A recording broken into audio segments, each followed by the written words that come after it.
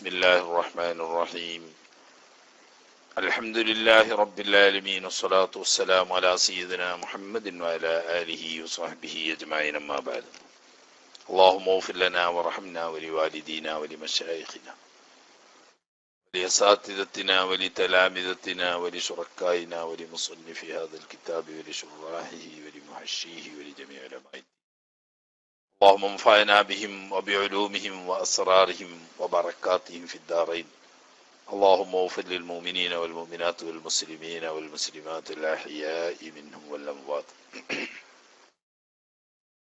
പ്രിയ സഹോദരങ്ങളെ,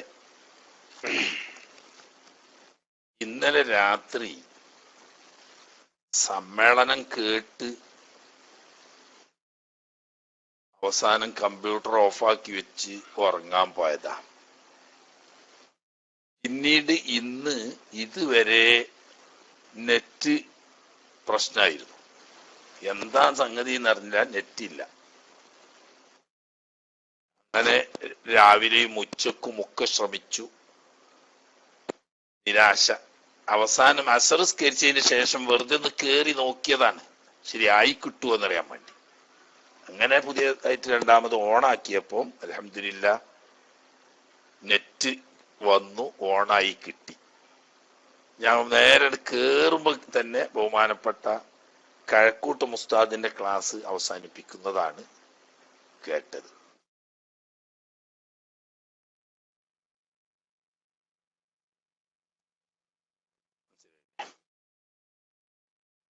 അപ്പോ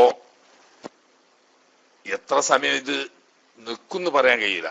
ബൈലക്സ് പ്രശ്നം ആയിരുന്നു അറിയാം. ഇവിടെ ബൈലക്സ് അല്ല പ്രശ്നം, നെറ്റ് തന്നെ പ്രശ്നമായിരുന്നു. നെറ്റ് ഓണായി കിട്ടുന്നേ ഇല്ലായിരുന്നു. അപ്പൊ അതുകൊണ്ടായിരിക്കും ആളുകളും ഒക്കെ പൊതുവെ കുറവ് കാണാനും ഉണ്ട്.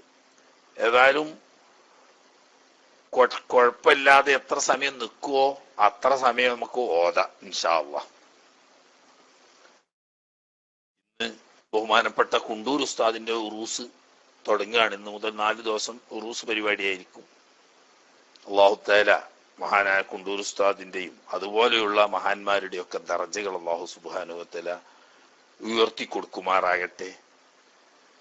അവരുടെയൊക്കെ ബർക്കത്ത് കൊണ്ട് അല്ലാഹു സുബ്ഹാനഹു വ തആല അവർ കാണിച്ചു തന്ന യഥാർത്ഥ സുന്നത്ത് ജമാഅത്തിന്റെ മാർഗത്തിൽ ജീവിച്ചു മരിക്കാൻ അല്ലാഹു തആല അങ്ങനെയുള്ള മഹാന്മാരുടെ ബർക്കത്ത് കൊണ്ട് നമുക്കൊക്കെ തൗഫീഖ് ചെയ്യുമാറാകട്ടെ. അവരുടെ മദദും നദറത്തും അല്ലാഹു തആല ദുനിയാവിലും ആഖിറത്തിലും സാധുക്കളായ നമ്മൾക്ക് തന്ന് അനുഗ്രഹിക്കുമാറാകട്ടെ എന്ന് ദുആ ചെയ്യാണ്. കുറച്ച് സമയം നമുക്ക് ആലൂര് ഉണ്ടാവും എന്ന് വിചാരിക്കുന്നു. ആലൂര് നാട്ടിൽ പോവുകയാണ്, ഉപ്പാന്തി എന്നൊക്കെ പറഞ്ഞു. ഏതായാലും ഇനി നമുക്ക് ഓതാനുള്ള ഭാഗം, നോമ്പ് നഷ്ടപ്പെട്ടാൽ അതിന് വേണ്ടി വരുന്ന പരിഹാരം. കഫാറത്ത് വേണ്ടി വരുന്നതുണ്ട്, ഖളാ വേണ്ടി വരുന്നതുണ്ട്.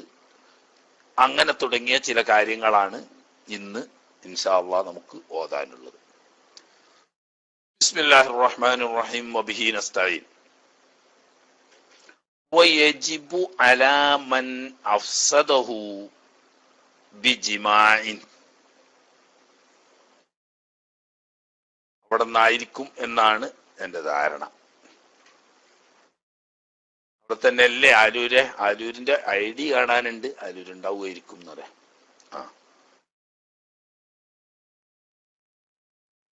ബിസ്മില്ലാഹിർ റഹ്മാനിർ റഹീം വബിഹി നസ്തഈൻ. വയജിബു നിർബന്ധമാകും അലാ മൻ ഒരാളുടെ മേൽ, അഫ്സദഹു നോമ്പിനെ അവൻ ഫസാദാക്കി, ബാത്തിലാക്കി. ഏത് നോമ്പ്? I Zouma Ramadan. അലാമൻ അഫ്സദഹു I Zouma റമളാന. Ramadan മാസത്തിലെ നോമ്പ് ബാത്തില. നോമ്പ് തന്നെ പല ജാതി ഉണ്ടല്ലോ. സുന്നത്തായ നോമ്പുണ്ട്, അതുപോലെ തന്നെ നേർച്ചയാക്കപ്പെട്ട നോമ്പുണ്ട്, കഫാറത്തിന്റെ നോമ്പുണ്ട്. ഇങ്ങനെ തുടങ്ങിയ നോമ്പുകളൊക്കെ ഉണ്ട്, ഫർദും സുന്നത്തുമായ. ആ നോമ്പൊക്കെ ഫസാദാക്കിയവർക്ക് ശേഷം പറയുന്ന കഫാറത്ത് വുജൂബില്ല. മറിച്ച് റമളാൻ നോമ്പ്, റമളാൻ മാസത്തിൽ നോൽക്കുന്ന നോമ്പ് ഒരാള് നഷ്ടപ്പെടുത്തി, ഫസാദാക്കി. എന്തുകൊണ്ട് ഫസാദാക്കി? ബിജിമാഇൻ സംയോഗം കൊണ്ട് ഫസാദാക്കി എന്ന് പറഞ്ഞാൽ നോമ്പ് റമളാൻ മാസത്തിൽ നോമ്പ് നോറ്റ ഒരാള് ആ നോമ്പിനെ ബാത്തിലാക്കി. എന്തുകൊണ്ട് ബാത്തിലാക്കി? ബിജിമാഇൻ സംയോഗം കൊണ്ട് ബാത്തിലാക്കി. എന്നാ സംയോഗം കൊണ്ട് ബാത്തിലാക്കിയാൽ എല്ലായിടത്തും ശേഷം പറയുന്ന കഫാറത്ത് വേണ്ടി വരുമോ? അതില്ല. എങ്ങനെയുള്ള സംയോഗം? അസിമ ബിഹി, ആ സംയോഗം കാരണം അവൻ കുറ്റക്കാരനായി, ലി അജ്ലി സൗമി നോമ്പിന്റെ കാരണത്താൽ. അങ്ങനെയുള്ള സംയോഗം എന്ന് പറഞ്ഞാൽ ഒരാള് ഫർളായ റമളാൻ മാസത്തിലെ നോമ്പ് നോറ്റുകൊണ്ട് അയാളും ഭാര്യയും യാത്ര ചെയ്യാൻ, 2 മർഹലയോ അതിൽ കൂടുതലോ ഉള്ള ഹലാലായ യാത്രയാണ്. ഇങ്ങനെയുള്ള യാത്രയിൽ നോമ്പ് മുറിക്കൽ ജായിസാണ്, നോമ്പ് നോൽക്കലും ജായിസാണ് എന്ന് നമ്മൾ പണ്ട് പറഞ്ഞല്ലോ. അങ്ങനെ ഒരാള് നോമ്പെടുത്ത്, ഭാര്യയുണ്ട് കൂടെ, അവളും നോമ്പെടുത്തിണ്.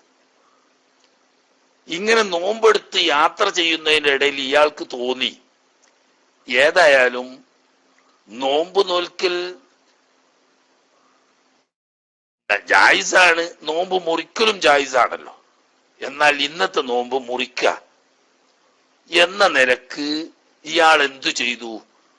നോമ്പ് ഈ യാത്രയിൽ നോമ്പ് മുറിക്കൽ ഹലാലായത് കൊണ്ട് ആ നോമ്പിനെ മുറിക്കുന്നു എന്ന നിലക്ക് ഭാര്യയുമായി സംയോഗത്തിൽ ഏർപ്പെട്ടു.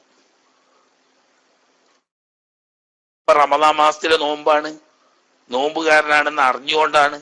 സംയോഗം ചെയ്താൽ നോമ്പ് മുറിയുന്നു അറിഞ്ഞുകൊണ്ടാണ്. പക്ഷേ ഇവിടെ കഫാറത്ത് വരൂല.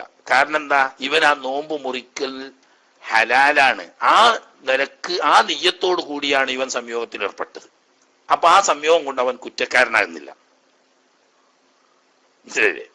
അപ്പൊ സംയോഗം കാരണം, നോമ്പിന് കാരണത്താൽ സംയോഗം കൊണ്ട് കുറ്റക്കാരനാകുന്ന തരത്തിലുള്ള സംയോഗമാണെങ്കിൽ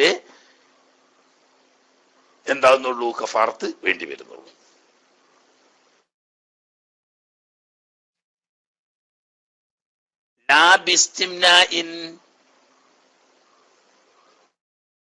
സംയോഗം കൊണ്ടല്ലാതെ മറ്റ് നിലക്ക് മനിയ് പുറപ്പെടിക്കൽ കൊണ്ട് നോമ്പ് മുറിച്ചാൽ കഫാറത്ത് നിർബന്ധാവൂല.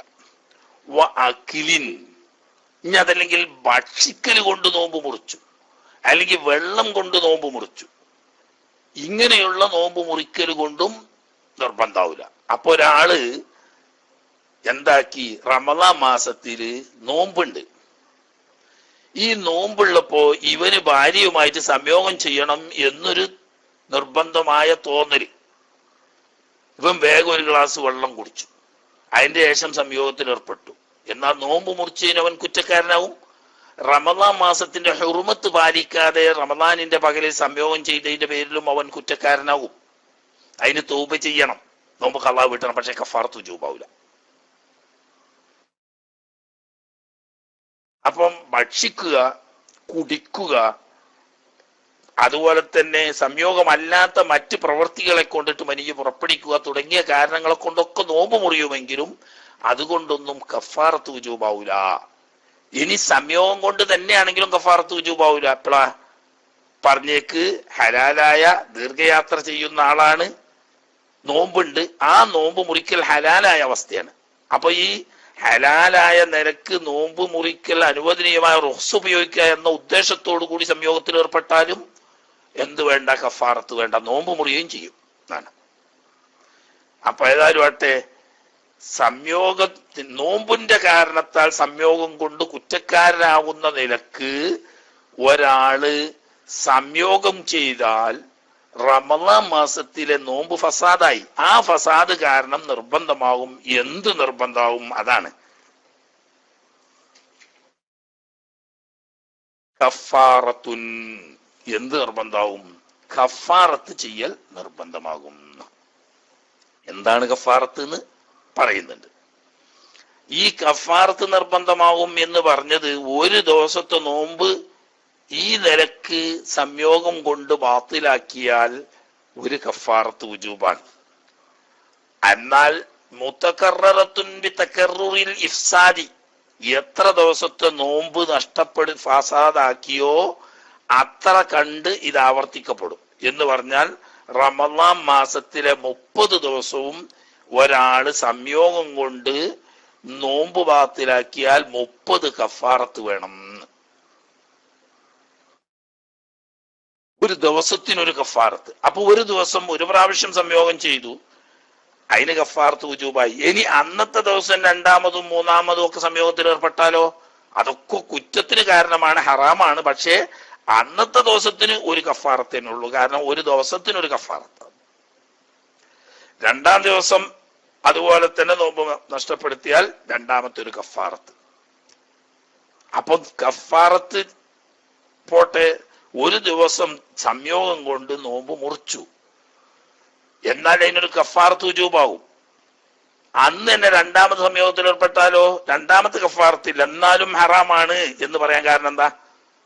നോമ്പ് വുജൂബുള്ളവൻ നോമ്പ് നോൽക്കാതിരിക്കുകയോ നോമ്പ് മുറിക്കുകയോ ചെയ്താലും ബാക്കിയുള്ള സമയം നോമ്പുകാരനെ പോലെ ഇംസാക്ക് ചെയ്യൽ വുജൂബാണ് എന്ന് മുമ്പ് പറഞ്ഞിരുന്നു.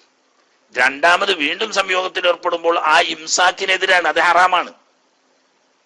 പക്ഷെ അതിന് രണ്ടാമത് കഫാറത്തില്ല. കാരണം എന്തുകൊണ്ട്? രണ്ടാമത്തേത് എന്തല്ല, ശർഈയായ നോമ്പല്ല, ഇംസാക്കാണ് എന്നതുകൊണ്ട്.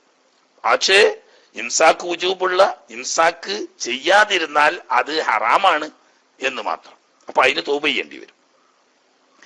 സംഗതി എത്ര ദിവസം ആവർത്തിച്ചോ അത്രയും കഫാറത്ത് ആവർത്തിക്കും. വൈലം യുകഫർ അനിസാബിഖി, ആദ്യം ഫസാദാക്കിയ നോമ്പിന് കഫാറത്ത് ചെയ്തിട്ടില്ല, എന്നാലും അടുത്ത ദിവസം മറ്റൊരു നോമ്പ് സംയോഗം കൊണ്ട് ഫസാദാക്കിയാൽ അതിന് രണ്ടാമത് വേറെ തന്നെ കഫാറത്ത് വേണ്ടി വരും. അപ്പൊ ആദ്യത്തെ കഫാറത്ത് കൊടുത്തോ കൊടുത്തില്ലേ എന്ന് നോക്കിയിട്ടല്ല, ഓരോ ദിവസത്തിനും ഒരു കഫാറത്ത് വീതം വുജൂബാകും എന്ന്. ഏതോടുകൂടി കഫാറത്ത് മാത്രം മതിയോ? പോരാ, മാഹു, ആ കള വീട്ടിലോട് കൂടെ. അന്നത്തെ ദിവസത്തെ നോമ്പ് കള വീട്ടുകയും വേണം ഈ കഫാറത്തിന്റെ പുറമെ. ഐ മാ കളാഇ ദാലിക സൗമി, ആ നഷ്ടപ്പെടുത്തിയ ഫസാദാക്കിയ ആ നോമ്പ് കളാ വീട്ടും വേണം, കഫാറത്തും വേണം. അതൊക്കെ ചെയ്താലും പോരാ, ചെയ്തത് വൻദോഷമാണ്, അതിന് തൗബയും ചെയ്യണം. മനസ്സിലായേ? തൗബ വേറെ ചെയ്യണം. ഞാൻ ജിമാ കൊണ്ട് നോമ്പ് ഫസാദാക്കി, അതിന് ഞാൻ കഫാറത്തും ചെയ്ത് കളവും വീട്ടിയല്ലോ എന്ന് പറഞ്ഞാൽ പോരാ, ചെയ്തത് വൻദോഷമാണ്, ആ വൻദോഷത്തിൽ നിന്നിട്ട് തൗബ ചെയ്യണം. തൗബ ചെയ്യുന്നതിന്റെ പുറമെ ഫസാദാക്കിയതിന് കഫാറത്തും വേണം, അന്നത്തെ ദിവസത്തെ നോമ്പ് കളാ വീട്ടുകയും വേണം. എന്താ ഈ കഫാറത്ത് എന്ന് പറഞ്ഞാൽ? വൽ കഫാറത്തു, ഇങ്ങനെ നോമ്പ് ഫസാദാക്കിയാൽ വേണ്ടി വരുന്ന കഫാറത്ത് എന്നത്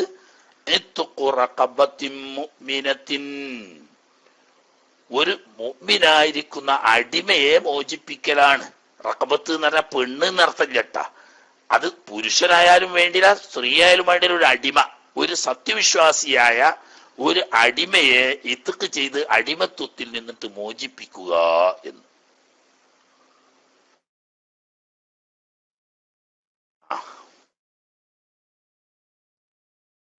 പക്ഷേ അതിന് നിവൃത്തിയില്ലല്ലോ. ഇന്ന് നിയമപരമായി മുസ്ലിം രാജ്യങ്ങളിൽ എവിടെയും അടിമ സമ്പ്രദായം നിലനിൽക്കുന്നില്ല. അങ്ങനെ അടിമ സമ്പ്രദായം നിലനിൽക്കുന്നില്ല എന്നതുകൊണ്ട് അടിമല്ല, അപ്പൊ അടിമനെ എത്തിക്കാൻ സാധിക്കുന്നില്ല. അങ്ങനെ അടിമയില്ലാത്തതിന്റെ പേരിലോ അല്ലെങ്കിൽ അടിമയെ വാങ്ങാൻ വേണ്ടതായ സാമ്പത്തിക ശേഷി ഇല്ലാത്തത് കൊണ്ടോ മറ്റോ അടിമയെ എത്തിക്ക് ചെല്ലാൻ സാധ്യമല്ലാതെ വന്നാൽ ഇന്നത്തെ സാഹചര്യം പോലെ ഫസൗമു ശഹ്റൈനി, 2 മാസം നോമ്പ് നോൽക്കലാണ്. ഒരു ദിവസത്തിന് പകരം അന്ന് ഖളാ വീട്ടിന്റെ പുറമെ 2 മാസം നോൽമ്പ് നോൽക്കണം. 2 മാസം നോൽമ്പ് നോൽക്കുക എന്ന് പറഞ്ഞാല് എന്തെങ്കിലും 60 നോൽമ്പ് നോറ്റ് വീട്ടിയാൽ പോരാ, മറിച്ച് ഇടമുറിയാതെ തുടരെയായി 2 മാസത്തെ നോമ്പ് നോൽക്കണം.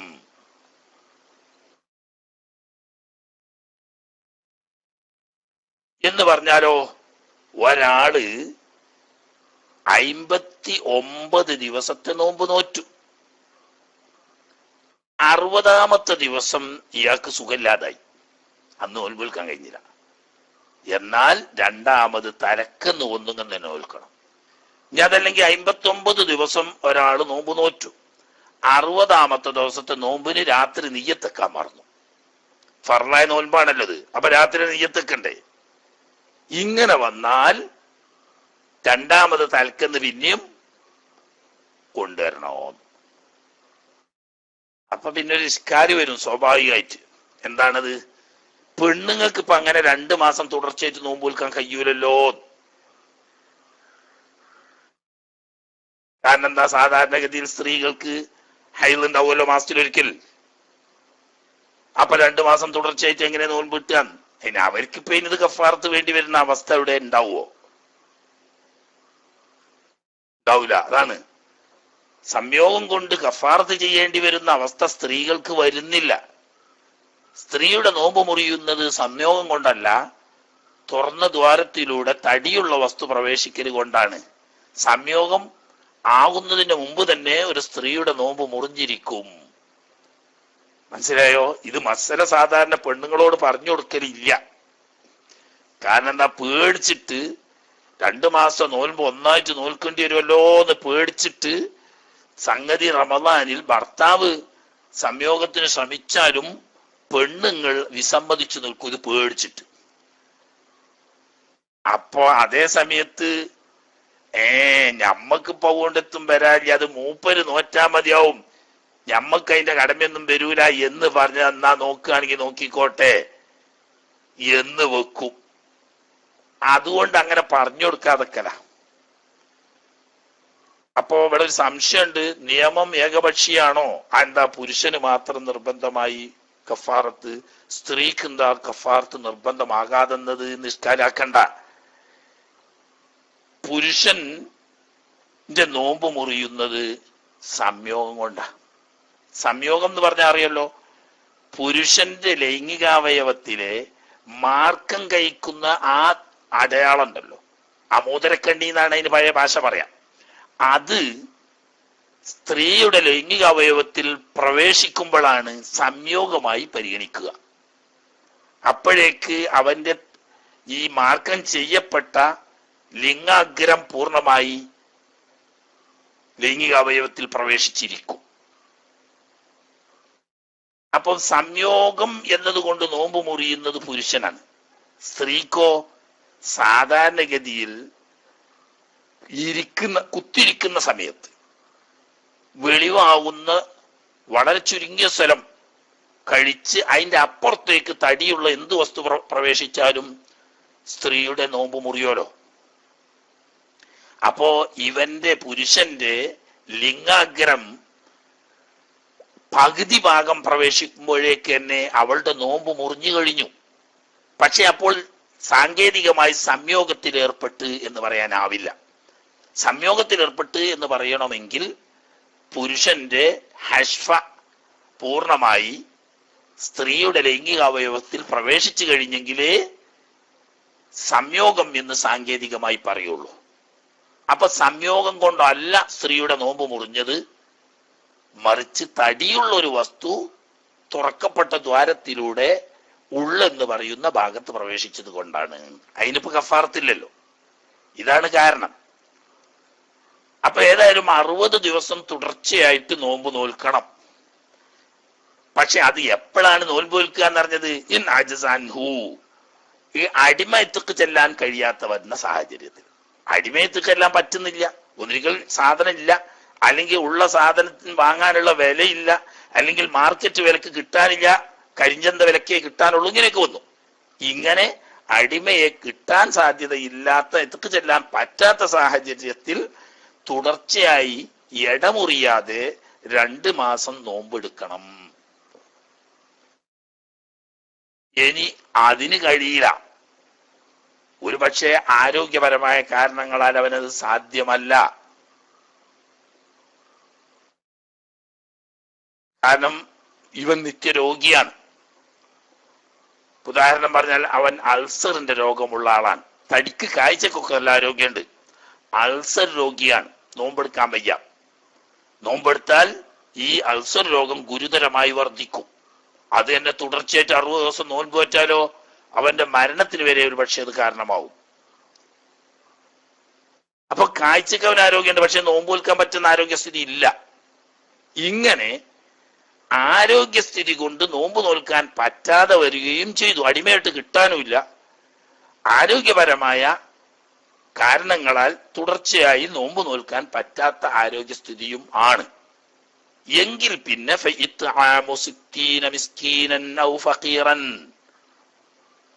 60 മിസ്കീന്മാർക്കോ യത്തീമുകൾക്കോ ഫക്കീറുകൾക്കോ ഭക്ഷ്യധാന്യങ്ങൾ വിതരണം ചെയ്യുക. ഭക്ഷണം ഉണ്ടാക്കി കൊടുക്കല്ലാട്ടാ. ഈ ഇത്രാമ് പറയുന്നിടത്തൊക്കെ ഭക്ഷ്യധാന്യങ്ങൾ നൽകുക എന്നാണ്. ഭക്ഷണമായി പാചകം ചെയ്ത് ഫക്കീർ മിസ്കീന്മാരായ 60 ആളുകൾ ഒരുമിച്ച് കൂട്ടി നല്ല ഒരു ബിരിയാണിയോ കബ്സേ മന്തിയോ വെച്ചിട്ട് വയറ് നിറയെ കൊടുത്തു. അതുകൊണ്ട് കഫാറത്താവൂല. മറിച്ച് ഒരു മിസ്കീന് ഒരു മുദ് എന്ന നിലക്ക് 60 മുദ് മുഖ്യാഹാരമായ ഭക്ഷ്യധാന്യമാണ് കൊടുക്കേണ്ടത്. പക്ഷെ അതെപ്പോഴേ പറ്റൂ? നോമ്പ് തോൽക്കാൻ പറ്റുന്ന ആരോഗ്യസ്ഥിതി ഇല്ലെങ്കിലും അടിമയെ വാങ്ങി മോചിപ്പിക്കാൻ പറ്റാത്ത സാഹചര്യമാണെങ്കിലും മാത്രമാണ് ഈ 60 മിസ്കിന്മാര് മിസ്കിൻ ഫക്കീർമാരിൽപ്പെട്ട, ഫക്കീറായാലും വേണ്ടിയില്ല, മിസ്കീനായാലും വേണ്ടിയില്ല, ഫക്കീറും മിസ്കിനും കൂടിയായാലും വേണ്ടിയില്ല, അവർക്ക് ഭക്ഷ്യധാന്യങ്ങൾ കൊടുക്കുക. അതും എപ്പോഴാണ് സൗമി നോമ്പ് വെൽക്കാൻ കഴിയൂലെങ്കിൽ. എങ്ങനെ കഴിയൂലെങ്കിൽ ഹറമിൻ, ഒരുപക്ഷെ വാർദ്ധക്യം കൊണ്ടിട്ട് നോമ്പ് വെൽക്കാൻ പറ്റാതെ ആയിരിക്കുന്നു. അപ്പോ വാർദ്ധക്യം കൊണ്ട് നോമ്പ് വെൽക്കാൻ പറ്റാതായിരുന്നെങ്കിൽ പിന്നെ എങ്ങനെ ഇപ്പൊ അയാള് നോമ്പിന് പണ്ട് നോറ്റ നോൻപ് സംയോഗം കൊണ്ട് വാർത്തലാക്കി? അത് ചോദിക്കണ്ട. ലൈംഗികമായ താല്പര്യം, തൃഷ്ണ എന്നൊക്കെ പറയുന്നത് അത് ചില വ്യക്തികൾക്ക് വ്യത്യസ്ത രീതിയിലാണ്. ചിലർക്ക് വയസ്സായാലും അത് ശക്തിയായി നിലനിൽക്കും. ഇടക്കൊക്കെ നോമ്പ് വെൽക്കണോണ്ട് വലിയ കുഴപ്പവും ഉണ്ടാവില്ല. തുടർച്ചയായിട്ട് നോമ്പ് വെൽക്കാൻ, നേരത്തെ പറഞ്ഞേക്ക് അൾസർ പോലെയുള്ള രോഗം കൊണ്ട് തുടർച്ചയായിട്ട് നോമ്പ് വെൽക്കാൻ പറ്റൂല. അങ്ങനെ ഇയാൾ പറ്റുന്ന ദിവസം നോമ്പ് പറ്റീനു, ആ നോമ്പ് പറ്റ ദിവസമാണ് സംയോഗം കൊണ്ട് വാർത്തലാക്കി കൂട്ടിക്കോളി. പിന്നെ തുടർച്ചയായിട്ട് 60 നോമ്പ് വെൽക്കാൻ അയാൾക്ക് കഴിയില്ല വാർദ്ധക്യം കൊണ്ട്. ഔമറലിൻ, അല്ലെങ്കിൽ മറ്റെന്തെങ്കിലും രോഗം കൊണ്ട് നോമ്പ് വെൽക്കാൻ പറ്റാത്ത ആരോഗ്യ അവസ്ഥയാണ്. അങ്ങനെ നോമ്പ് നോൽക്കാൻ പറ്റാത്ത ആരോഗ്യ അവസ്ഥ കൊണ്ടോ അല്ലെങ്കിൽ വാർദ്ധക്യസഹജമായ കാരണങ്ങളെ കൊണ്ടോ നോമ്പ് നോൽക്കാൻ പറ്റാത്ത സ്ഥിതിയുള്ള ആളാണെങ്കിൽ ദിവസത്തിന് ഒരു മിസ്കീന് ഒരു മുദ് എന്ന നിലക്ക് 60 മിസ്കീന്മാർക്ക് ഭക്ഷ്യധാന്യങ്ങൾ വിതരണം ചെയ്യണം. അതെന്നെ എങ്ങനെ വേണം? ഇതൊക്കെ ബിനിയത്തി കഫാറത്തിൻ, കഫാറത്ത് ചെയ്യുന്നു എന്ന നിയ്യത്തോടു കൂടിയായിരിക്കണം. ഇത് മൂന്നും, അത് മൂന്നാമത്തിന് മാത്രം ബാധകമല്ല. ഇത്ക്ക് ചെല്ലുന്നതും കഫാറത്ത് എന്ന നിയ്യത്തോടു കൂടിയായിരിക്കണം. ഇനി തുടർച്ചയായി 2 മാസം നോമ്പെടുക്കുകയാണെങ്കിലും കഫാറത്ത് നോമ്പ് നോൽക്കുന്നു എന്ന നിയ്യത്തോടു കൂടിയായിരിക്കണം. ഇനി 60 ഫക്കീർ മിസ്കീന്മാർക്ക് ഭക്ഷ്യധാന്യം കൊടുക്കുകയാണെങ്കിൽ കഫാറത്ത് കൊടുക്കുന്നു എന്ന നെയ്യത്തോടു കൂടിയായിരിക്കണം. ഈ മൂന്നിൽപ്പെട്ട ഏതാണോ ചെയ്യുന്നത് അതൊക്കെ ഈ കഫാറത്തിന്റെ നെയ്യത്തോടു കൂടി ആയിരിക്കണം. ഈ 60 മിസ്കീന്മാർക്ക് കൊടുക്കുമ്പോൾ എങ്ങനെ കൊടുക്കണോ? വയോത്തോ ലികുല്ലി വാഹിദിൻ, ഈ 60 മിസ്കീന്മാരിൽപ്പെട്ട ഓരോരുത്തർക്കും നൽകപ്പെടേണ്ടതാണ് മുദ്ദുൻ, ഒരു മുദ് വീതം, 800 മില്ലി ലിറ്റർ വീതം. മിൻ ഓനിബിൽ കൂത്തി, അവന്റെ നാട്ടിലെ മുഖ്യ ആഹാരമായ ഭക്ഷ്യധാന്യങ്ങളിൽ ഉണ്ട്. നമ്മളെ സംബന്ധിച്ച് ഇപ്പൊ അരി തന്നെ, അരി അല്ലെങ്കിൽ പല നാടുകളെ സംബന്ധിച്ചും ഗോതമ്പ്. അങ്ങനെ അരിയോ ഗോതമ്പോ തുടങ്ങിയ മുഖ്യ ആഹാരമാവുന്ന ഭക്ഷ്യധാന്യം ഏതാണോ അതിൽ നിന്ന് അപ്പൊ 60 മുദ് നഷ്ടം. 60 മിസ്കീന്മാര് അല്ലെങ്കിൽ 60 ഫക്കീമാര് അല്ലെങ്കിൽ ഫക്കീറും മിസ്കീനും കൂടി 60 ആൾക്ക് കൊടുക്കുമ്പോൾ ഒരാൾക്ക് ഒരു മുദ് വീതം കൊടുക്കണം. അതിന്റെ പുറമെ വലായജൂസു ജായിസാവുല സർഫുൽ കഫാറത്തി, ഈ കഫാറത്താവുന്ന ഈ ഭക്ഷ്യധാന്യം കൊടുക്കല് ലിമൻ തൽസമുഹു മുഅ്നതുഹു, താൻ ചിലവ് കൊടുക്കൽ നിർബന്ധമായവർക്ക് എന്ന് പറഞ്ഞാൽ സക്കാത്ത് വാങ്ങാൻ പറ്റുന്നവരായിരിക്കണം. താൻ ചെലവ് കൊടുക്കൽ നിർബന്ധമായ ആളുകൾക്ക് തന്റെ സക്കാത്ത് കൊടുത്താൽ പറ്റാത്തത് പോലെ തന്റെ കഫാറത്തിന്റെ പേരിൽ വുജൂബായ ഈ ഭക്ഷ്യധാന്യം കൊടുക്കുന്നത് താൻ ചെലവ് കൊടുക്കൽ നിർബന്ധമാകുന്ന വ്യക്തികൾക്കായി കൂടാ എന്നും. മനസ്സിലായോ?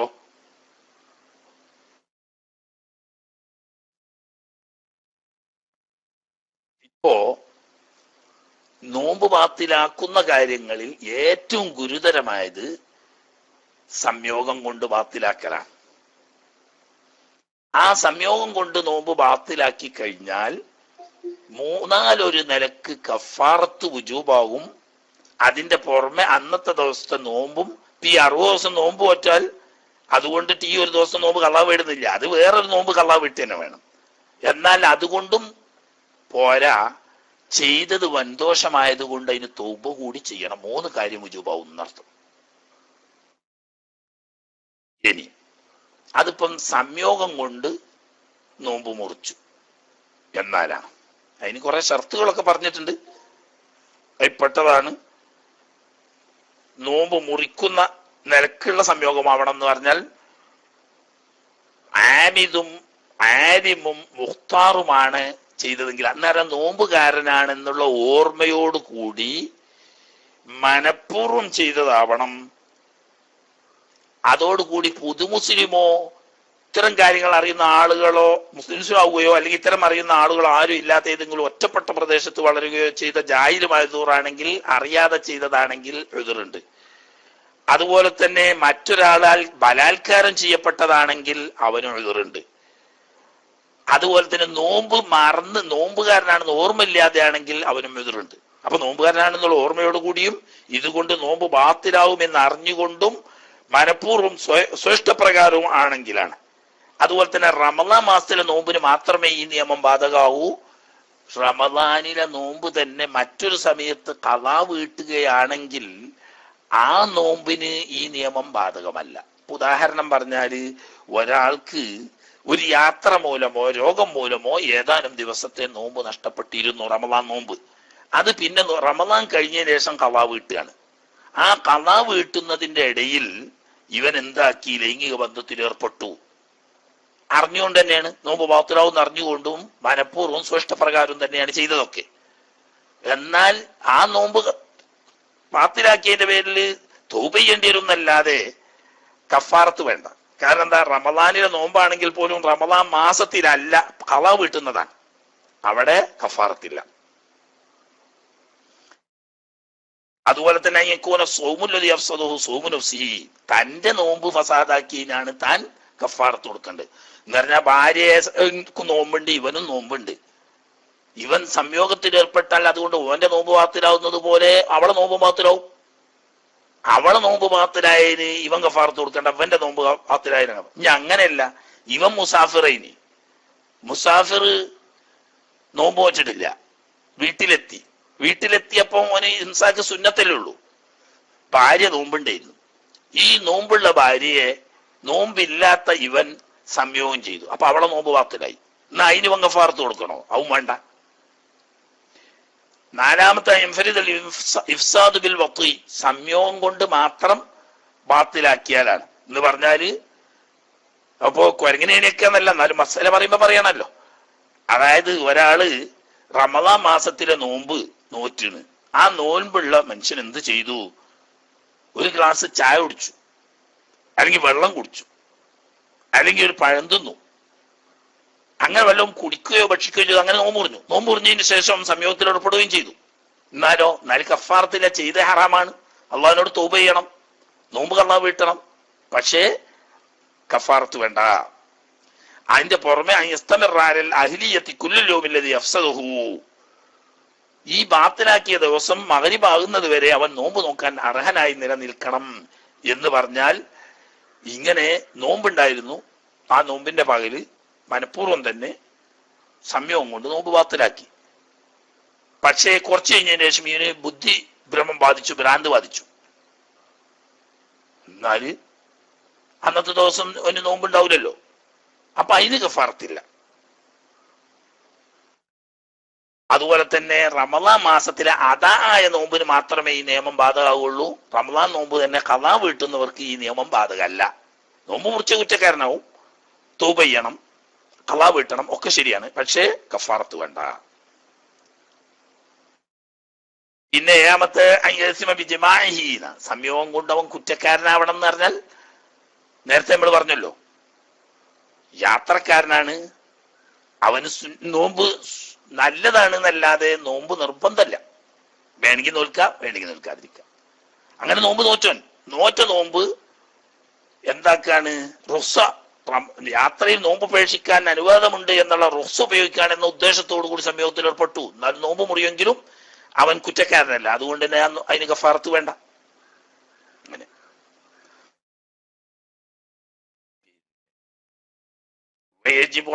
അതവിടെ കഴിഞ്ഞു. ഇനി ആർക്കെങ്കിലും എന്തെങ്കിലും പ്രത്യേക വിശദീകരണം ആവശ്യമുണ്ടെങ്കിൽ പിന്നെ ഇൻഷാ അല്ലാഹ് സമയം കിട്ടുകയാണെങ്കിൽ അപ്പോൾ പറയാം. വയജിബു അലാ മൻ അഫ്തറ ഫീ റമളാന, റമളാൻ മാസത്തിൽ നോമ്പ് മുറിച്ചവന്റെ മേൽ വുജൂബാണ്. എങ്ങനെ നോമ്പ് മുറിച്ചു? നേരത്തെ പറഞ്ഞേക്കല്ല,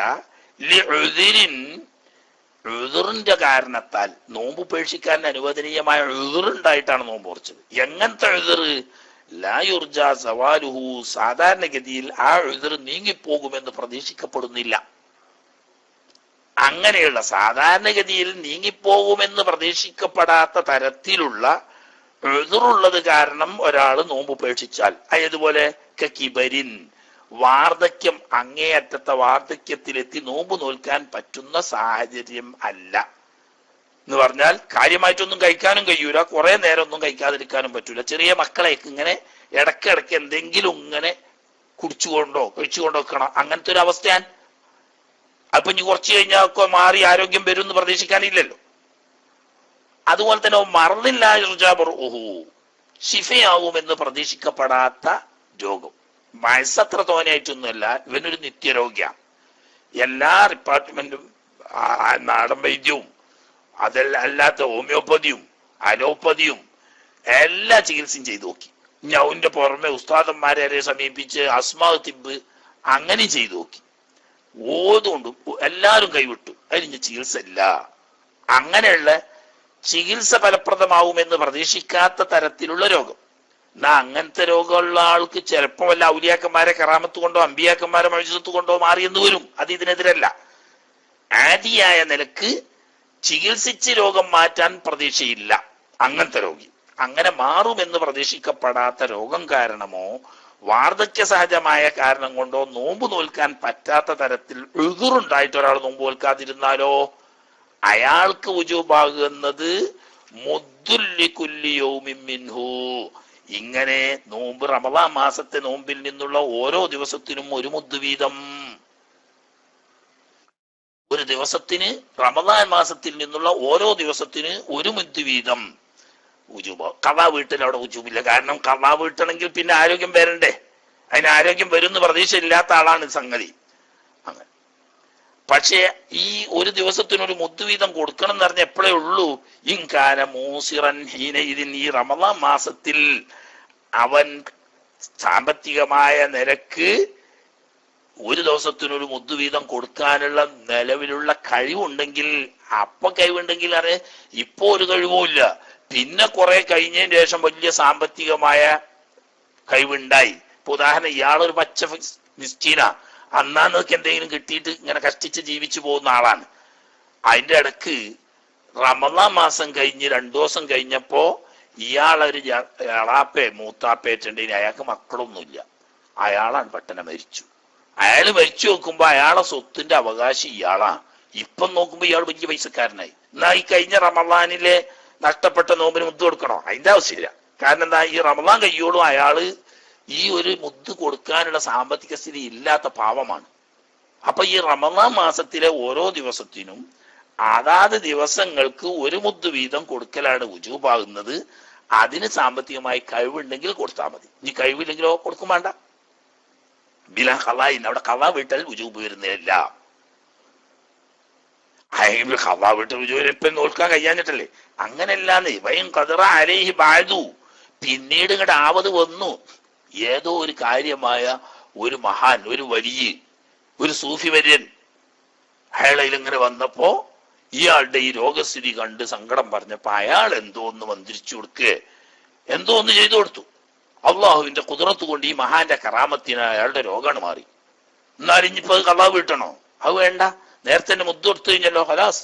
ഇനി പുതിയ ആരോഗ്യം ഉള്ളതുകൊണ്ട് ഇനി ഇവിടുന്ന് അങ്ങോട്ട് വരുന്ന അടുത്ത കൊല്ലത്തെ റമളാൻ നോറ്റോട്ടെ. എന്താ അവിടെ ഖളാ വീട്ടേണ്ടതില്ല?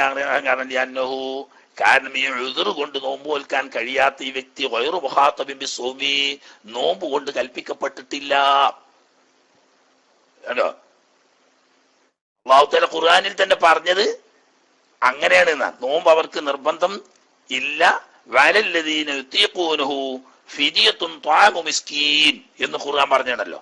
വലല്ലദീന യുതീഖൂനഹു ഫിദിയത്തുൻ ത്വാമു മിസ്കീൻ. അതിന് രണ്ട് തഫ്സീർ ഉണ്ട്. അതിൽപ്പെട്ട ഒരു തഫ്സീർ, നോമ്പ് നോൽക്കാൻ ആരോഗ്യസ്ഥിതി അനുകൂലമല്ലാത്ത ആളുകൾ അവർക്ക് ഒരു മിസ്കീന്റെ ത്വാമാണ് വുജൂബാവുന്നത്. അവിടെ നോമ്പല്ല, അയാൾക്ക് വുജൂബായത് തന്നെ ഒരു മുദ്ദ് കൊടുക്കലാണ്. ഫിദിയത്തു, അപ്പൊ ഈ ഒരു മുദ്ദ്, ദിവസത്തിനൊരു മുദ്ദ് എന്ന് പറയുന്ന ഈ ഫിദിയ ഫീ ഹഖ്ഖിഹി, ഇങ്ങനെ നോമ്പ് നോൽക്കാൻ ആവതില്ലാത്ത ഈ മനുഷ്യനെ സംബന്ധിച്ച് വാജിബത്തുൻ ഇബ്തിദാഅൻ, ആദ്യം തന്നെ വുജൂബാകുന്നത് അതാണ്. അല്ലാതെ എന്തല്ല, ലാ ബദലൻ, വുജൂബായത് നോമ്പേനി എന്നിട്ട് പിന്നെ നോമ്പ് നോൽക്കാത്തത് കൊണ്ട് അതിന് പകരായിട്ട് മുദ്ദ് എന്നതല്ല. നേരത്തെ തന്നെ അയാൾക്ക് നോമ്പല്ല വുജൂബായത്, മുദ്ദ് വുജൂബായിക്കാണ്, അയാളെ മുദ്ദ് കൊടുത്താ മതി. ഇനി വേറെ വയജിബുൽ മുദ്ദു, എന്നാൽ ഒരു ദിവസത്തിനൊരു മുദ്ദ് വീതം കൊടുക്കൽ വുജൂബാകും. മാൽ ഖളാഇ, നേരത്തെ പറഞ്ഞിടത്ത് ഖളാ ഇല്ല, ഇവിടെ ഖളാ വീട്ടലോട് കൂടി ഒരു ദിവസത്തിന് ഒരു മുദ്ദ് വീതം കൊടുക്കുകയും വേണം. ആർക്ക്? അലാ ഹാമിലിൻ, ഗർഭിണിയായിരിക്കുന്ന ഒരു സ്ത്രീ, അതല്ലെങ്കിൽ വമുർദിൻ, മുലയൂട്ടുന്ന ഒരു സ്ത്രീ. ഈ ഗർഭിണിയോ മുലയൂട്ടുന്നവളോ ആയ സ്ത്രീക്ക് ഖളാ വീട്ടുന്നതിന്റെ പുറമെ മുദ്ദുകൂടി വരും എന്ന് പറയുന്നത് എപ്പോഴാണ്? അഫ്തറത്ത, ഈ ഗർഭിണിയോ മുലയൂട്ടുന്നവളോ നോമ്പുപേക്ഷിച്ചു, ലിൽ ഖൗഫി അലൽ വലദി, ഗർഭസ്ഥ ശിശുവിന് അപകടം സംഭവിച്ചേക്കുമെന്ന് പേടിച്ചത് കൊണ്ട്, അല്ലെങ്കിൽ താൻ മുലയൂട്ടുന്ന കുഞ്ഞിന് ആരോഗ്യ പ്രശ്നം നേരിടുമെന്ന് ഭയപ്പെട്ടുകൊണ്ട് നോമ്പുപേക്ഷിച്ചാൽ ആ നോമ്പ് ഖളാ വീട്ടുകയും വേണം, ദിവസത്തിനൊരു മുദ്ദ് വീതം നൽകുകയും വേണം. അതിന്റെ കാരണം പറഞ്ഞത്, ഈ ഒരു നോമ്പുപേക്ഷിക്കൽ കാരണം രണ്ടാൾക്ക് ഉപകാരം ലഭിക്കുന്നു എന്ന. ഒന്ന്, ഉമ്മാക്ക് നോമ്പ് ഒഴിവാക്കാൻ പറ്റി, നോമ്പില്ലാതെ ജീവിക്കൽ ഹലാലാക്കിയല്ലോ, അതൊരു ഉപകാരമാണ്. മറ്റൊന്ന്, ഈ നോമ്പ് നോൽക്കാത്തത് കൊണ്ട് ഈ ഗർഭസ്ഥ ശിശുവിന് ഫലം കിട്ടുന്നു, അതല്ലെങ്കിൽ ഈ മുല കുടിക്കുന്ന കുഞ്ഞിന് ഫലം കിട്ടുന്നു. അപ്പോ ഒരു ദിവസത്തെ നോമ്പ് ഉപേക്ഷിച്ചത് കൊണ്ട് രണ്ടാൾക്ക് ഫലം കിട്ടി എന്നതിന്റെ പേര് ഖളാ വീട്ടുകയും വേണം, ദിവസത്തിനൊരു മുദ്ദ് കൊടുക്കുകയും വേണം. അതേ സമയത്ത് കുട്ടിക്ക് മേടിച്ചിട്ടല്ല, പൊതുവെ തന്നെ കുറച്ച് ആരോഗ്യക്കുറവുള്ള ഒരു സ്ത്രീയാണ്. ഇനി അവള് ഗർഭിണിയായപ്പോ അതോടുകൂടി നോമ്പൂടി നോറ്റാൽ അവരുടെ ആരോഗ്യസ്ഥിതി വഷളാകും എന്ന് പേടിച്ചുകൊണ്ടാണ് നോമ്പ് ഉപേക്ഷിച്ചതെങ്കിലോ ഖളാ വീട്ടിയാൽ മതി. അതുപോലെ തന്നെ പൊതുവിൽ ആരോഗ്യക്കുറവുള്ള ഒരു സ്ത്രീയാണ്, അവള് കുഞ്ഞിന് മുലയൂട്ടുന്നുണ്ട്.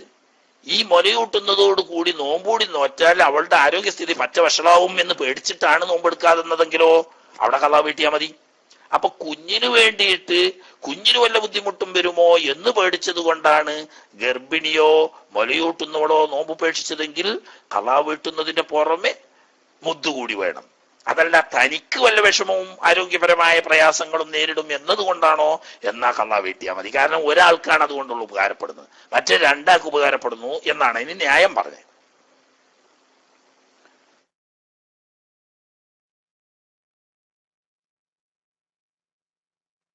പിന്നെ വയജിബു അലാ മുഅഖിരിൻ,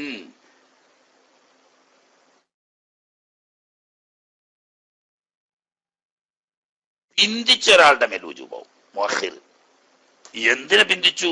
ഖളാഅൻ, ഖളാ വീട്ടലിനെ പിന്തിച്ചു. എന്തിനെ ഖളാ വീട്ടൽ? ശൈഇൻ മിൻ റമളാന, റമളാനിൽ നിന്നിട്ടുള്ള ഏതോ ഒരു നോമ്പ് സംഗതി വശാൽ നോൽക്കാതെ പോയിരുന്നു, അത് ഖളാ വീട്ടലിനെ പിന്തിച്ചു. ഏതുവരെ പിന്തിച്ചു? ഹത്താ ദഖല റമളാനുൻ ആഖറു, മറ്റടുത്ത കൊല്ലത്തെ റമളാൻ എത്തുന്നത് വരെ പിന്തിച്ചു. എങ്ങനെ പിന്തിച്ചു അതല്ലോ മനസ്സിലാക്കണം. ഇത് ചില പെണ്ണുങ്ങളൊക്കെ വല്ലാതെ ഇഷ്കാലാക്കുന്നതാ. അത് നല്ലോ മനസ്സിലാക്കിയ ഒരു കുഴപ്പമില്ല. അടുത്ത കൊല്ലത്തെ റമദാൻ വരെ കഴിഞ്ഞ റമദാനിലെ നോമ്പ് പിന്തിച്ചത് എന്തുകൊണ്ടാ പിന്തിച്ചത്? ബിലാ ഉദ്രിൻ ഫിത്തഹിരി, പിന്തിച്ചതിന് പ്രത്യേകം എതിറില്ല, അങ്ങനെ പിന്തിച്ചതാ. അതേ സമയത്ത് പിന്തിച്ചതിന് എതിറുണ്ടെങ്കിലോ ഒരു കുഴപ്പമില്ല. ഉദാഹരണം പറഞ്ഞാൽ, ഈ കൊല്ലത്തെ റമദാനിൽ ഒരു സ്ത്രീ ഗർഭത്തിന്റെ തുടക്കമാണ്. തുടക്കമായപ്പോ ചില സ്ത്രീകൾക്ക് വലിയ ആരോഗ്യ പ്രശ്നങ്ങളാണ്. അങ്ങനെ അന്ന് അവൾക്ക് നോമ്പ് നിൽക്കാൻ പറ്റാത്ത ബുദ്ധിമുട്ടാ, അങ്ങനെ നോമ്പ് പറ്റില്ല. അങ്ങനെ ഗർഭം പൂർത്തിയായി പ്രസവം കഴിഞ്ഞു. പ്രസവം കഴിഞ്ഞപ്പോക്ക് ഏകദേശം റമദാന്റെ അടുത്തെത്തി. പിന്നെ ഓക്ക് പ്രസവരക്തം നിന്നപ്പോഴേക്ക് പിറ്റത്തെ കൊല്ലത്തെ റമദാൻ കഴിഞ്ഞു, പ്രവേശിച്ചു. അപ്പൊ ആരോഗ്യസ്ഥിതി നിലവിൽ വന്ന് നോമ്പ് നോൽക്കാൻ പറ്റുന്ന അവസ്ഥ സംജാതമായിട്ടില്ല. കഴിഞ്ഞ കൊല്ലത്തെ നോമ്പാണ് പോയതെങ്കിലും ഈ കൊല്ലത്തെ റമദാൻ വരെ ഇവൾക്ക് നോമ്പ് നോറ്റാക്കാനുള്ള സാഹചര്യം എത്തിയിട്ടില്ല. എന്നാ അപ്പൊ അവള് ഖളാ വീട്ടിയാൽ മതി, പ്രത്യേകിച്ചൊന്നും വേണ്ട. ഇതങ്ങനെയല്ല. നോമ്പ് നോൽക്കുന്നതിന് എതിറൊന്നും ഇല്ലാതെ പിറ്റത്തെ കൊല്ലത്തെ റമദാൻ ആവുന്നത് വരെ പിന്തിച്ചു. അങ്ങനെ എതിറില്ലാതെ പിന്തിക്കാറ് ബിയൻ ഹല അനിസഫരി, യാത്രയെ തൊട്ടൊഴിവാണ്, വൽ മർലി, രോഗത്തെ തൊട്ട് ഒഴിവാണ്, ഇങ്ങനെയുള്ള വിഷമങ്ങളെ തൊട്ടൊക്കെ ഒഴിവാണ്. അങ്ങനെ ഒഴിവായി എത്ര ഖദറമാരേഹി, അവന്റെ മേൽ ഖളാ വീട്ടാൻ ആവശ്യമായ അത്രയും ദിവസം ഖാലിയായി കിട്ടി. യാത്രയില്ലാത്ത, രോഗമില്ലാത്ത, എതിറില്ലാത്ത ദിവസങ്ങൾ കാരി കിട്ടി, എന്നിട്ട് നോറ്റില്ല. ഉദാഹരണം പറഞ്ഞാൽ, ഒരു മാസത്തെ 30 ദിവസം നോമ്പ് ബാക്കിയുണ്ട്. ഇവള് ഗർഭിണിയാണ്, ആരോഗ്യമില്ല, പ്രയാസമുള്ളവളാണ്, അങ്ങനെ നോൽക്കാതെ അങ്ങനെ ഇട്ടു. അങ്ങനെ പ്രസവം കഴിഞ്ഞു. ഇവക്ക് 40 ദിവസത്തെ നിഫാസും ഉണ്ട്. അങ്ങനെ നിഫാസ് കഴിഞ്ഞ് ശുദ്ധിയായപ്പോ ഷഅബാൻ മാസം പൗതിയായി. ഇനി ആകെ ബാക്കി 15 ദിവസം ഉള്ളൂ. അല്ല 15 ദിവസം ഉള്ളു നോറ്റു. ബാക്കി 15 ഇവിടെ ബാക്കിയുണ്ടല്ലോ. ആ 15 ബാക്കിയുള്ളത് പിറ്റത്തെ കൊല്ലത്തെ റമദാന് ശേഷമല്ലേ, അതിന് കുഴപ്പമില്ല. അപ്പം തന്റെ മേൽ ഖളാ വീട്ടാൻ എത്ര ദിവസം ഉണ്ടോ അത്രയും ദിവസങ്ങൾ എതിറില്ലാതെ, രോഗം മാറി, യാത്രയില്ലാതെ നോമ്പ് നോറ്റ് വീട്ടാൻ പറ്റുന്ന നിലക്ക് ഉണ്ടായിട്ട് നോൽക്കാതെ പിന്തിച്ചാൽ നിർബന്ധമാവും. എന്ത് നിർബന്ധമാവും? മുദ്ദുൻ ലികുല്ലി സന, ഒരു കൊല്ലത്തിന് ഒരു മുദ്ദ് വീതം എന്ന് പറഞ്ഞാൽ ദോസ്തിനൊരു മുദ്ദ് വീതം. അത് ഓരോ കൊല്ലത്തിനും ഈ കൊല്ലത്തിന്റെ ആവർത്തനനുസരിച്ച് ദിവസത്തിന്റെ മുദ്ദിന്റെ എണ്ണങ്ങൾ കൂടും. ഈ മുദ്ദ് ആവർത്തിക്കപ്പെടും. ബി തക്കറുറി സിനീന, വർഷങ്ങൾ ആവർത്തിക്കപ്പെടുന്നതിനനുസരിച്ച്. 10 നോമ്പുണ്ട്. ഒരു കൊല്ലത്തെ റമദാൻ കഴിഞ്ഞിട്ട് അടുത്ത കൊല്ലത്തെ റമദാൻ വരെ നോൽക്കാനുള്ള സൗകര്യങ്ങളൊക്കെ ഉണ്ടായിട്ട് നോറ്റില്ല. അങ്ങനെ പിറ്റത്തെ കൊല്ലത്തെ റമദാൻ ആയപ്പോഴും ഒരു കൊല്ലായല്ലോ. ഇനിയിപ്പോ നോമ്പിന്റെ ശേഷം അത് നോറ്റ് വീട്ടിയാൽ 10 ദിവസത്തിന് 10 മുദ്ദ് കൊടുക്കണം. ആ കൊല്ലം നോറ്റില്ല. പിറ്റേത്തെ കൊല്ലം ആദ്യത്തെ നോമ്പായി. അപ്പോഴവന് സംഗതി തൗബ ചെയ്യണം തോന്നി, നന്നാവണം തോന്നി. അങ്ങനെ 2ാം കൊല്ലത്തെ റമദാൻ കഴിഞ്ഞതിന് ശേഷം ഈ 10 ദിവസം നോമ്പ് നോൽക്കുകയാണെങ്കിൽ 10 ദിവസം നോമ്പും നോൽക്കണം, 20 മുദ്ദും കൊടുക്കണം. ഇതിപ്പോ സാധാരണ വരിക ഈ മടിയന്മാരായ ചില ആളുകളുണ്ട്. ആരോഗ്യമുള്ള നല്ല ചെറുപ്പകാലത്ത് കൂത്താടി ഇങ്ങനെ നടന്നു. പിന്നെ കുറെ കഴിഞ്ഞൊരു 10-35 വയസ്സായി ഒരു പക്വത എത്തിയപ്പോ ഇയാൾക്ക് തോന്നി ഇതൊന്നും ശരിയല്ല, എന്റെ ജീവിതമൊക്കെ വളരെ മോശമായിരുന്നു, കുറെ നിസ്കാരങ്ങൾ നഷ്ടപ്പെടുത്തി, ഒരുപാട് റമദാൻ നോമ്പുകൾ ഞാൻ നഷ്ടപ്പെടുത്തി, ഇനിയൊന്ന് തൗബ ചെയ്യണം. അപ്പൊ നോക്കുക, പ്രായപൂർത്തി എത്തിയതിന് ശേഷം എത്ര കൊല്ലത്തെ നോമ്പ് നോൽക്കാത്തതുണ്ട്, അതാകെ ദിവസം എടുക്കുക. എന്നിട്ട് ഇപ്പൊ 35 കൊല്ലം വയസ്സായ മനുഷ്യനാണെങ്കിൽ 15ാമത്തെ വയസ്സ് മുതൽക്ക് ഇങ്ങോട്ട് 16ാമത്തെ വയസ്സിൽ മുതൽക്ക് ഇതുവരെയുള്ള ഓരോ കൊല്ലം എടുക്കുക. എന്നിട്ട് 1ാമത്തെ കൊല്ലത്തിന്, 2ാമത്തെ കൊല്ലത്തിന്, 3ാമത്തെ കൊല്ലം ഇങ്ങനെ നോക്കിയിട്ട് ഓരോ കൊല്ലത്തെയും ഒരു ദിവസത്തിന് കഴിഞ്ഞു പോയ കൊല്ലത്തിന്റെ എണ്ണം കണ്ട് മുദ്ദുകളുടെ എണ്ണം ആവർത്തിക്കപ്പെടും. അരൽ മുഅ്തമദി, ഷാഫി മദ്ഹബിലെ പ്രബലമായ അഭിപ്രായമാണ് ആവർത്തിക്കപ്പെടും എന്നത്. അതേ സമയത്ത് ഷാഫി മദ്ഹബിലെ തന്നെ ഒരു 2ാം കൗലുണ്ട്, മുദ്ദ് വേണം എന്നത് ശരിയാണ്, പക്ഷെ എത്ര കൊല്ലം കഴിഞ്ഞാലും ഒരു ദിവസത്തിന് ഒരു മുദ്ദ് മതി എന്നൊരു അഭിപ്രായവും ഉണ്ട്. പക്ഷെ അത് മുഅ്തമദല്ല. പക്ഷെ ഇത് പിന്തിച്ചത് കാരണം കൂടാതെ പിന്തിച്ചൊക്കെയാണെങ്കിലാണ് ദോസ്തിനൊരു മുദ്ദു വീതം വേണ്ടി വരിക. അതിന് പറയാം വഖറജ ബിഖൗലി ബിലാ ഉദ്രിൻ, ഉദ്ർ കൂടാതെ പിന്തിച്ചു. ഖളാ ആയ നോമ്പ് ഖളാ വീട്ടാനുള്ള സൗകര്യം ഉള്ള സമയം കഴിഞ്ഞിട്ട് അടുത്ത കൊല്ലത്തെ റമദാൻ ആവുന്നത് വരെ പിന്തിച്ചത് എങ്ങനെയാണ്? ബിലാ ഉദ്രിൻ, കാരണം കൂടാതെ പിന്തിച്ചാലാണ് മുദ്ദ് വേണ്ടി വരിക എന്ന് പറഞ്ഞത് കൊണ്ട് പുറപ്പെട്ടു. മാ ഇദാ കാനത്ത് ഹിറു ബിഉദ്രിൻ, ഈ പിന്തിച്ചത് ഉദ്റുണ്ടായിട്ടാണ്. നോമ്പ് നോൽക്കണം എന്നവന് പൂതിയുണ്ട്, പക്ഷേ അവൻ സ്ഥിരം യാത്രക്കാരനാണ്, അല്ലെങ്കിൽ രോഗിയായിരുന്നു. ഇങ്ങനെ രോഗം കൊണ്ടോ യാത്ര കൊണ്ടോ ഉദ്ർ നീങ്ങിയിട്ടില്ല. കനിസ്തമറ സഫറുഹു ഔ മർദുഹു, ഒരാള് യാത്ര, ഉദാഹരണം പറഞ്ഞാല് ഈ ട്രെയിലർ വണ്ടികളൊക്കെ ഡ്രൈവർമാരായിട്ട് പോകുന്ന ആളുകള് സ്ഥിരം യാത്രക്കാരാണ്. 2 കൊല്ലം ഡ്യൂട്ടി ചെയ്ത് ഇറങ്ങിയാല് പിന്നെ വേണമെങ്കിൽ ചിലപ്പം 4 മാസം ലീവ് കിട്ടിയെന്ന് വരും. ഈ ലീവ് കിട്ടുന്ന സമയത്താണ് ഇവൻ ഖളാ വീട്ടുക.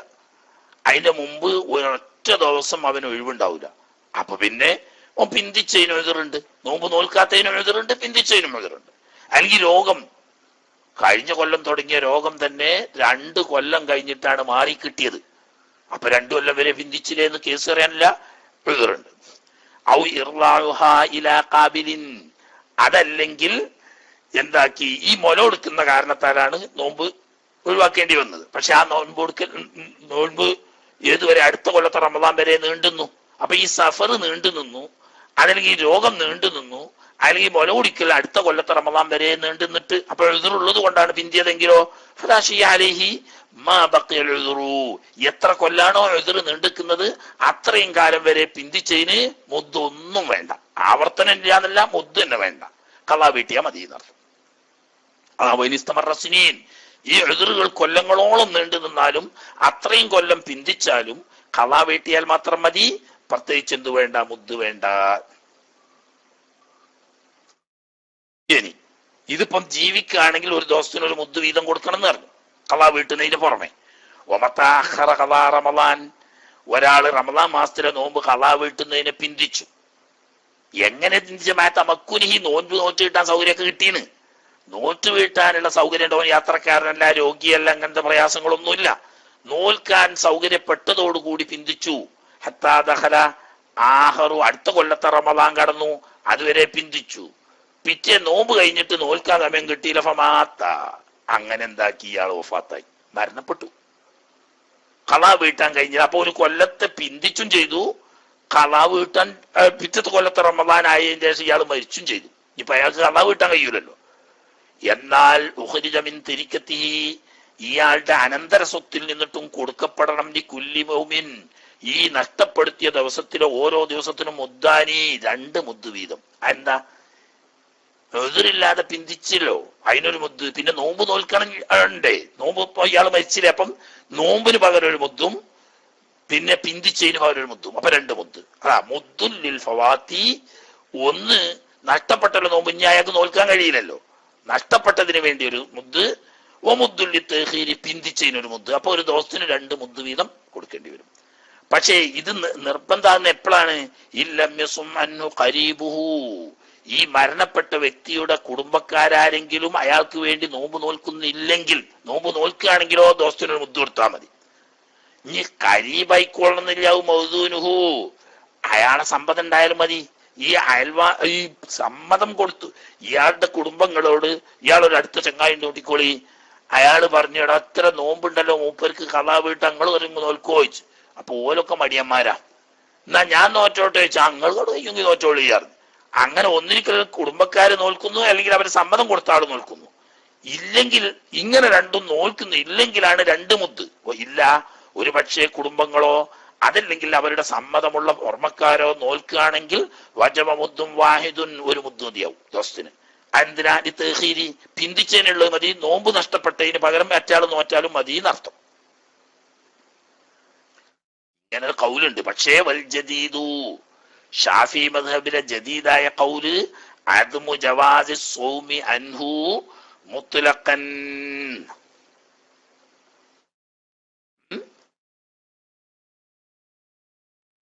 അത് മുജവാദ് സൗമ്യൻഹു മരിച്ചു പോയോൽക്ക് വേണ്ടി പകരം നോൽപോൽക്കാൻ മതി പറ്റൂലെന്നാ.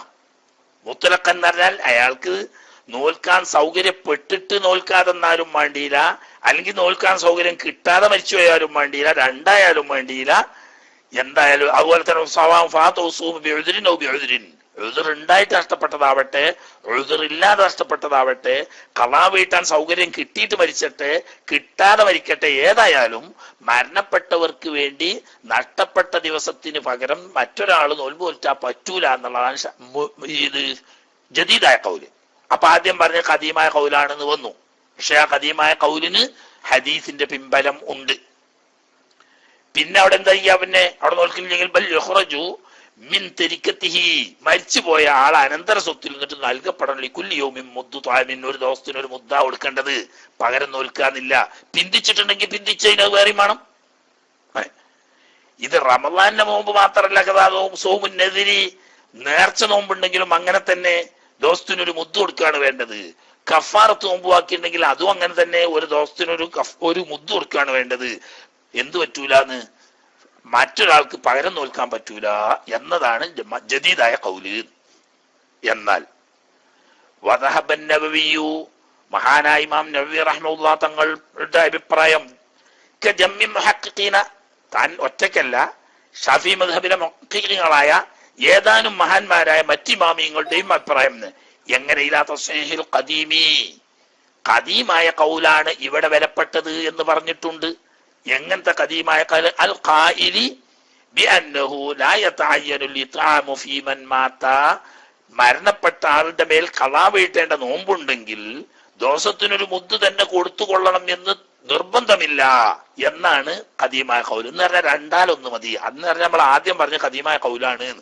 ഒരു പക്ഷേ എന്താക്കുക, ദിവസത്തിന് ഒരു മുദ്ദ് കൊടുക്കുക, അതല്ലെങ്കിൽ ഇവന്റെ കുടുംബക്കാരോ സമ്മതിയുള്ളവരോ ഒരു ദിവസം നോൽക്കുക, രണ്ടാലൊന്ന് ചെയ്താൽ മതി എന്ന് പറഞ്ഞത് ഖദീമായ കൗല. ആ കൗലാണ് മുഅ്തമദ് എന്നാണ് ഇമാം നവവി തങ്ങളും മറ്റ് ചില മുഹഖഖീങ്ങളും പറഞ്ഞത്. നോൽക്കൽ എന്നെ ഉജൂബില്ല, അല്ല ഭക്ഷണം കൊടുക്കൽ എന്നെ ഉജൂബില്ല. ബൽ യജൂസുലിൽ വലിയ, ഇവന്റെ ബന്ധുക്കൾക്ക് പറ്റും അയ്യസൂമാനു, മരിച്ചുപോയ ആൾക്ക് വേണ്ടിയിട്ട് നോമ്പ് നോൽക്കാ എന്ന്. സുമ്മ ഇൻ ഖലഫ തെരിക്കത്തൻ, നോൽക്കാന്ന് പറഞ്ഞാൽ ഇയാൾ മരിക്കും അനന്തര സ്വത്തുണ്ടെങ്കിൽ വജബായതുമ, ഒന്നിരിക്കൽ മുദ്ദു കൊടുക്കണം, അല്ലെങ്കിൽ ബന്ധുക്കൾ ആരെങ്കിലും അല്ലെങ്കിൽ സമ്മതമുള്ളവര് നോൽക്കണം, രണ്ടാളൊന്ന് വേണം. ഇല്ല, മരിക്കുന്ന ആൾക്ക് മരിക്കുന്ന സമയത്ത് സ്വത്തില്ലെങ്കിലോ, സ്വത്തില്ലെങ്കിൽ നുദിബ, ബന്ധുക്കൾ ആരെങ്കിലും നോൽക്കൽ സുന്നത്തുണ്ട്, അല്ലെങ്കിൽ മുദ്ദു കൊടുക്കൽ സുന്നത്തുണ്ട്.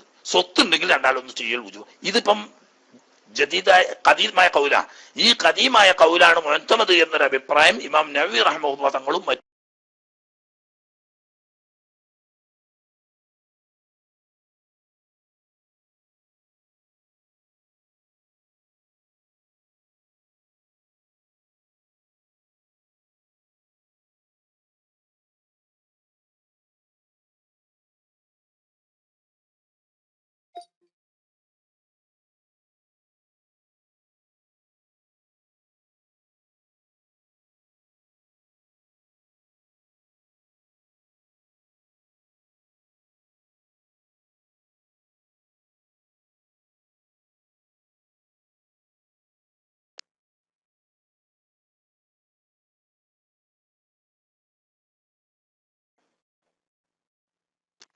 അസ്സലാമു അലൈക്കും വറഹ്മത്തുള്ളാഹി. ഡിബേറ്റ് ബൈലക്ഷൻ പോയ ഉസ്താദ് DC ആയി തോന്നുന്നു. ഒന്നുകൂടി ഇൻവൈറ്റ് ചെയ്യണമെങ്കിൽ എല്ലാവരെയും കോൺടാക്റ്റിലുള്ളവർ പറയുകയാണെങ്കിൽ നന്നായിരുന്നു. ആരും മൈക്കെടുക്കാത്തോണ്ടെടുത്താണ്. ആരെങ്കിലും അഡ്മിന്മാരാണെങ്കിലും വേറെ ആരെങ്കിലും വരാം. അസ്സലാമു അലൈക്കും.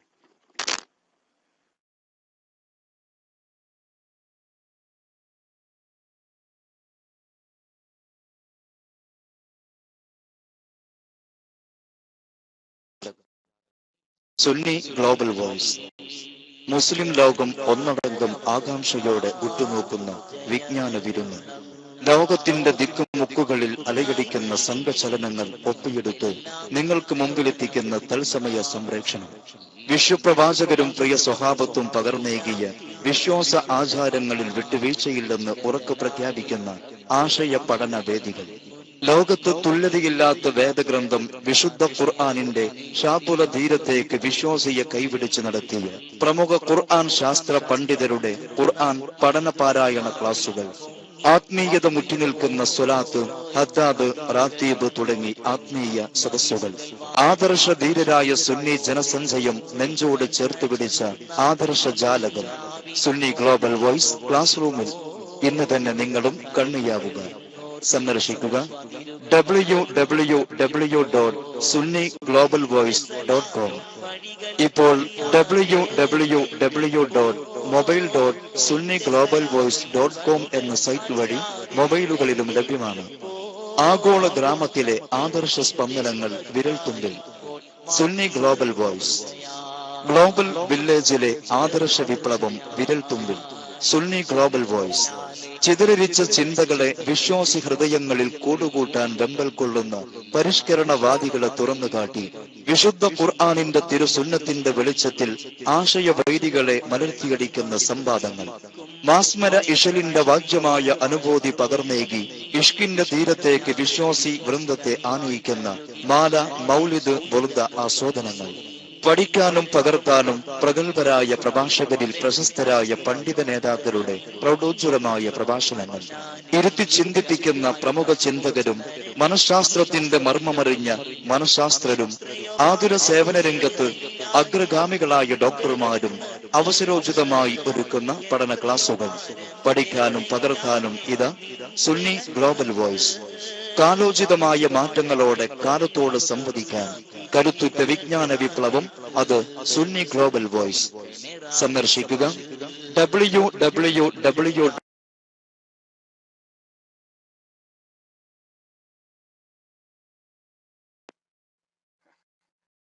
കേൾക്കാൻ പോകുമ്പോ നെറ്റ് പോയി. രണ്ടാമത് വന്നാണ് ഇപ്പൊ കുറച്ചുള്ളൂ, 2-3 വാക്കുകൾ അതുകൂടി ഞാൻ പൂർത്തിയാക്കിയാല് ഇൻഷാ അല്ലാഹ്.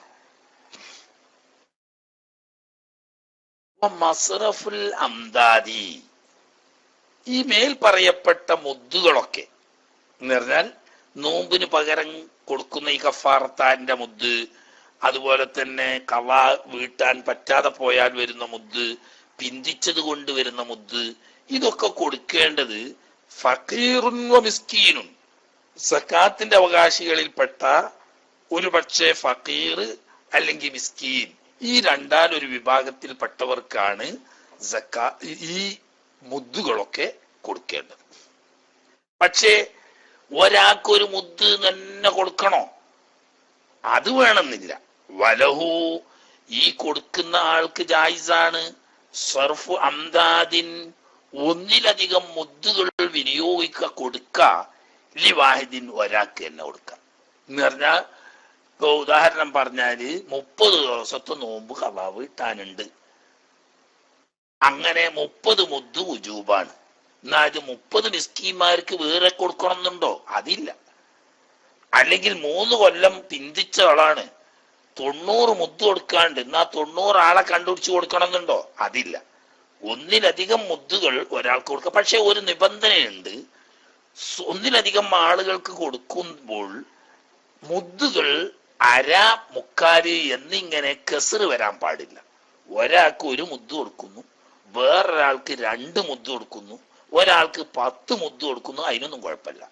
ഒരാൾക്ക് 1.5 മുദ്ദും വേറൊരാൾക്ക് 1.5 മുദ്ദും അത് കൊടുക്കാൻ പറ്റൂല. അര, കാലൊന്നും വരാൻ പാടില്ല. അങ്ങനെ ഒരാൾക്ക് തന്നെ ഒന്നിലധികം മുദ്ദ് കൊടുക്കുന്നത് കൊണ്ടും കുഴപ്പമില്ല എന്ന്. ഇനി നോമ്പിന്റെ സുന്നത്തുമായി ബന്ധപ്പെട്ട കുറച്ച് കാര്യങ്ങൾ വരുന്നു. അതിന്റെ പുറമെ ഇപ്പൊ നമ്മൾ പറഞ്ഞ നോമ്പ് ഖളാ വീട്ടാൻ പറ്റുമോ പറ്റൂലേ, മരിച്ചുപോയ ആളുടെ പേരിലുള്ള നോമ്പ് ഖളാ വീട്ടാൻ പറ്റുമോ പറ്റൂലേ എന്ന ഖദീമും ജദീദും പറഞ്ഞതുപോലെ നിസ്കാരാദി കർമ്മങ്ങളെ പറ്റിയിട്ടും അങ്ങനെ ഒരു അഭിപ്രായമുണ്ട്. ആ ഭാഗം ഇൻഷാ അല്ലാഹ് നാളെ നോക്കാം. എന്നിട്ട് പിന്നെ കുറച്ച് നോമ്പിന്റെ സുന്നത്തുകൾ പറയാനുണ്ട്. ആ ഭാഗമൊക്കെ നേരെ നാളെ വരാം. ഇപ്പൊ ഇതുവരെ അൽഹംദുലില്ലാഹ് ഞാൻ എവിടെ എത്തും, തുടക്കത്തിൽ തന്നെ എവിടെ എത്തൂല എന്ന് പ്രതീക്ഷിച്ചതാണ്. എന്നാലും ഒരു പരിധി വരെ ഇൻഷാ അല്ലാഹ് ഇവിടെ എത്തി കിട്ടി. ലാസ്റ്റ് ഒന്ന് പോയെങ്കിലും രണ്ടാമത് പെട്ടെന്ന് തന്നെ തിരിച്ചു വരാൻ കഴിഞ്ഞു. ഇനി നിർത്തുകയാണ്. എന്തെങ്കിലും അത്യാവശ്യമായി സംശയമുള്ളവരോ വിശദീകരണം ആവശ്യമുള്ളവരോ ഒക്കെ ഉണ്ടെങ്കിൽ അവർക്ക് മൈക്കിൽ വരാവുന്നതാണ് എന്നുണർത്തി. കറണ്ട് പോയോ? കറണ്ട് ഇന്നിപ്പം ഇത് തൽക്കാലം ശരിയായിന്നാ തോന്നുന്നത്. ഏത് നമ്മളെ ഇൻവെർട്ടർ ശരിയായത് കൊണ്ട് ഇവിടെ പ്രശ്നങ്ങളൊന്നുമില്ല. മറ്റേ 2-3 ദിവസം കറണ്ട് പോകുമ്പോൾ ഞാനും പോയിരുന്നത് എന്റെ ഇൻവെർട്ടർ തകരാറായിരുന്നു. ഇൻവെർട്ടർ ഉള്ളതുകൊണ്ട് കറണ്ട് പോക്ക് പ്രശ്നമില്ല. പക്ഷെ ഇന്ന് ഇതുവരെ എന്തോ ഭാഗ്യത്തിന് അസറിസ്കരിച്ച് കയറിയപ്പോ പുതിയതായിട്ട് ഇങ്ങോട്ട് ഓണായി കിട്ടിയതാണ് എനിക്ക് നെറ്റ്. മറ്റേ ഇന്നലെ രാത്രി 1-2 വട്ടം കട്ടുണ്ടായെങ്കിലും അൽഹംദുലില്ലാ പരിപാടി കഴിയുന്നത് വരെ. ഇന്നലെ വയസ്സന്മാർക്കൊന്നും പോകാൻ പറ്റുമോ? എന്നെ പോലത്തെ വയസ്സന്മാർക്കൊന്നും ഇന്നലത്തെ ആ തിരക്കിൽ 4-5-6 കിലോമീറ്റർ നടക്കാൻ കഴിയില്ലല്ലോ. അപ്പൊ ആദ്യം തുടക്കത്തിന് ആ ദിക്ർ ദുആ സമ്മേളനം തുടങ്ങി, ഉദ്ഘാടന സമ്മേളനം വരെയുള്ള അവിടെ നിന്നൊക്കെ പോയി, അതിലൊക്കെ കൂടി, പിന്നെ ബാക്കി ഇവിടെ നെറ്റിന്റെ മുന്നിൽ ഒന്നും കാര്യമായിട്ടൊന്നും നഷ്ടപ്പെടാതെ പ്രധാന വേദിയിൽ നടന്ന എല്ലാ പരിപാടിയും നമ്മുടെ പ്രിയപ്പെട്ട ദായികൾ വളരെ കഷ്ടപ്പെട്ട് ത്യാഗം ചെയ്ത് നമുക്ക് എത്തിച്ചേർന്നു. അല്ലാഹു തആല അവർക്കൊക്കെ അർഹമായ പ്രതിഫലം നൽകി അനുഗ്രഹിക്കുമാറാകട്ടെ. ദീർഘായുസ്സും ആഫിയത്തും കൊടുത്ത് അല്ലാഹു തആല അനുഗ്രഹിക്കുമാറാകട്ടെ. പിന്നെ ആ പോയ പോക്ക ഇന്നലെ രാത്രി താമസിച്ച് ലാസ്റ്റ് ഓഫാക്കി വെച്ച് പോയതാ. പിന്നെ ഇന്ന് രാവിലെ നേരം വെളുത്തിട്ട് ഇതുവരെ നെറ്റേ ഇല്ല, തീരെ നെറ്റില്ല. അങ്ങനെ ഇന്നിപ്പോ ക്ലാസ് നടക്കൂല. പിന്നെ സമ്മേളനമായിട്ട് ഇപ്പൊ ഏതായാലും ക്ലാസ് നടന്നിട്ടില്ല. ഇന്നിപ്പോ സമ്മേളനം കഴിഞ്ഞിട്ടും നടക്കൂല എന്ന് പ്രതീക്ഷിച്ചത്. ഏതായാലും അസറസ്കരിച്ച് വെറുതെ കയറി വന്ന് നോക്കുമ്പോ അൽഹംദുലില്ലാ നെറ്റ് ഓണായി കിട്ടി. ഒന്ന് ചെറുങ്ങ പോയെങ്കിലും തിരിച്ചു കിട്ടുകയും ചെയ്തല്ലോ. ഉള്ള സമയം കുറച്ച് എന്തെങ്കിലും പ്രധാനപ്പെട്ട സംശയങ്ങൾ ഉള്ളവർക്ക് വരാം. അല്ലാഹു സുബ്ഹാനഹു തആല തൗഫീഖ് ചെയ്യുമാറാകട്ടെ. രാത്രി ഇന്നു മുതൽക്ക് 3-4 ദിവസങ്ങൾ തുടർച്ചയായി ബഹുമാനപ്പെട്ട കുണ്ടൂർ ഉസ്താദ് അവர்களுടെ ഉറൂസാണ്. അല്ലാഹു തആല മഹാനവറുകളുടെ ദർജ ഉയർത്തി കൊടുക്കുമാറാകട്ടെ. അവരുടെ എല്ലാ സേവനങ്ങളും അല്ലാഹു സുബ്ഹാനഹു വ തആല 10 മടങ്ങ് വർദ്ധിപ്പിച്ച് നൽകി അവരുടെ ദർജകൾ ഉയർത്തുകയും അവരോടുള്ള മഹബത്തും അതുപോലെയുള്ള മഹാത്മാക്കളോടുള്ള മഹബത്തും ഇത്തിബാഴും തന്ന് അള്ളാഹു നമ്മളെ അനുഗ്രഹിക്കുമാറാകട്ടെ. അവരുടെയൊക്കെ ബർക്കത്തും മദതും നദറത്തും അള്ളാഹു തആല നമ്മുടെ ദുനിയാവിലും ആഖിറത്തിലും നൽകി അനുഗ്രഹിക്കുമാറാകട്ടെ എന്ന് ദുആ ചെയ്തുകൊണ്ട് നമ്മൾ കുറച്ച് സമയം ഇൻഷാ അല്ലാഹ് എന്തെങ്കിലും അത്യാവശ്യപ്പെട്ട കാര്യങ്ങൾ ഉണ്ടെങ്കിൽ ചോദിക്കാൻ ചോദ്യകർത്താക്കൾക്ക് മൈക്ക് കൈമാറുന്നു. ദ്വാവസ്വശത്തോടെ അസ്സലാമു അലൈക്കും വറഹ്മത്തുള്ളാഹി.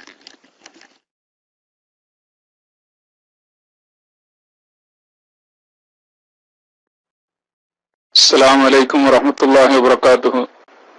ഉസ്താദ്, എനിക്ക് ഒരു അയച്ചു തന്ന ചോദ്യമാണ്. എൻ്റെ ഒരു ചോദ്യം കൂടി ഉണ്ടായി, ഞാൻ അടുത്തായിട്ട് ചോദിക്കുക. ഇദ്ദേഹം വിദ്യാഭ്യാസ കാലത്ത് പുസ്തകങ്ങളൊക്കെ നെറ്റിൽ നിന്ന് ഡൗൺലോഡ് ചെയ്ത് ഉപയോഗിച്ചിരുന്നു. അതായത് കാശ് കൊടുത്ത് മേടിച്ചല്ല, നെറ്റിൽ പലരും ഷെയർ ചെയ്ത് ലീഗലായിട്ടുള്ള പുസ്തകങ്ങൾ ഡൗൺലോഡ് ചെയ്ത് ഉപയോഗിച്ചിട്ടുണ്ട് പുള്ളിയുടെ വിദ്യാഭ്യാസത്തിനായിട്ട്. അതേപോലെ തന്നെ സോഫ്റ്റ്വെയറുകൾ ഉപയോഗിച്ചിട്ടുണ്ട്. അപ്പോ ഇനിയിപ്പോ ആ വിദ്യാഭ്യാസം പൂർത്തിയാക്കി അതിൽ പാസ്സായി അതിനുശേഷം കിട്ടണ ജോലി ചെയ്ത് കിട്ടണ ശമ്പളം ഹറാമാവോ, അല്ലെങ്കിൽ ഇനിയിപ്പോ ഈ അന്ന് ഉപയോഗിച്ചിരുന്ന പുസ്തകങ്ങൾ അല്ലെങ്കിൽ ഈ സോഫ്റ്റ്വെയറുകൾ ഇനി കാശ് കൊടുത്ത് പൂർണ്ണമായിട്ടുള്ള രീതിയിലുള്ളത് വാങ്ങിയാല് ഇതിൽ നിന്ന് ഒഴിവാകുമോ എന്നാണ് ചോദിച്ചിരിക്കുന്നത്. ഉസ്താദിന് ചോദ്യം വ്യക്തമായി എന്ന് വിശ്വസിക്കുന്നു. അസ്സലാമു അലൈക്കും വറഹ്മത്തുള്ളാഹി വബറകാതുഹു.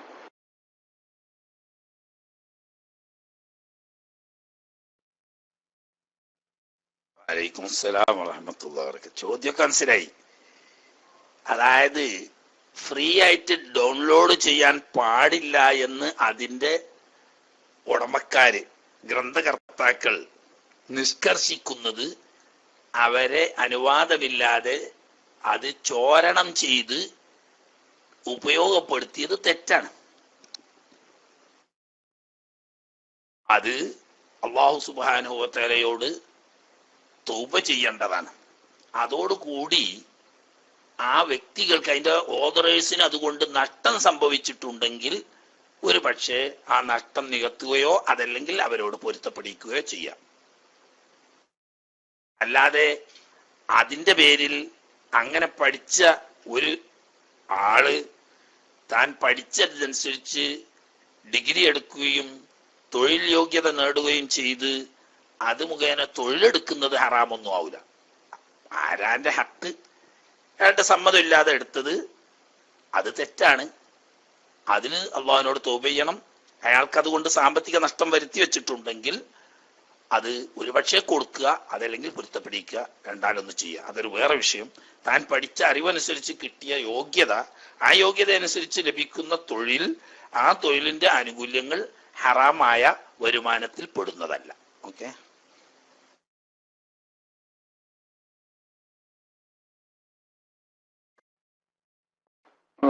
അസ്സലാമു അലൈക്കും. ഉസ്താദ്, എനിക്ക് പിന്നെ ചോദിക്കാനുള്ളത്, മറ്റേ നമ്മ കൈനോട്ടം അല്ലെങ്കിൽ ജ്യോതിഷം അല്ലെങ്കിൽ മുഖത്ത് നോക്കി ലക്ഷണം പറയുന്നവർ ഇതൊന്നും വിശ്വസിക്കരുതെന്ന് ഞാൻ കേട്ടിട്ടുണ്ട്. അപ്പൊ ഉസ്താദിന്റെ തന്നെ നാള് ഞാൻ ഒരു റെക്കോർഡിംഗ് കേട്ടപ്പോ അതിൽ ഉസ്താദ് ഷാഫി ഇമാം റഹ്മത്തുള്ളാഹി അലൈഹിനെ കുറിച്ചിട്ട് പറയുന്നുണ്ട്. ഷാഫി ഇമാം ഗർഭിണിയായ ഒരു പെണ്ണിന്റെ മുഖത്ത് നോക്കിയിട്ട് ലക്ഷണം പറഞ്ഞു. അതുപോലെ സത്രത്തിൽ ചെന്നപ്പോൾ ഒരു ചരിത്രം ഉസ്താദ് പറയുന്നുണ്ട്. അപ്പൊ ഈ രണ്ട് ഇതും തമ്മിൽ, അതായത് എന്താണ് അതിന്റെ വ്യത്യാസം, ഉസ്താദ് ഒന്ന് വിശദീകരിച്ചു തന്നെ. എന്റെ സംശയം ഒന്ന് മാറ്റാനാണ്. അസ്സലാമു അലൈക്കും വറഹ്മത്തുള്ളാഹി വബറകാതുഹു.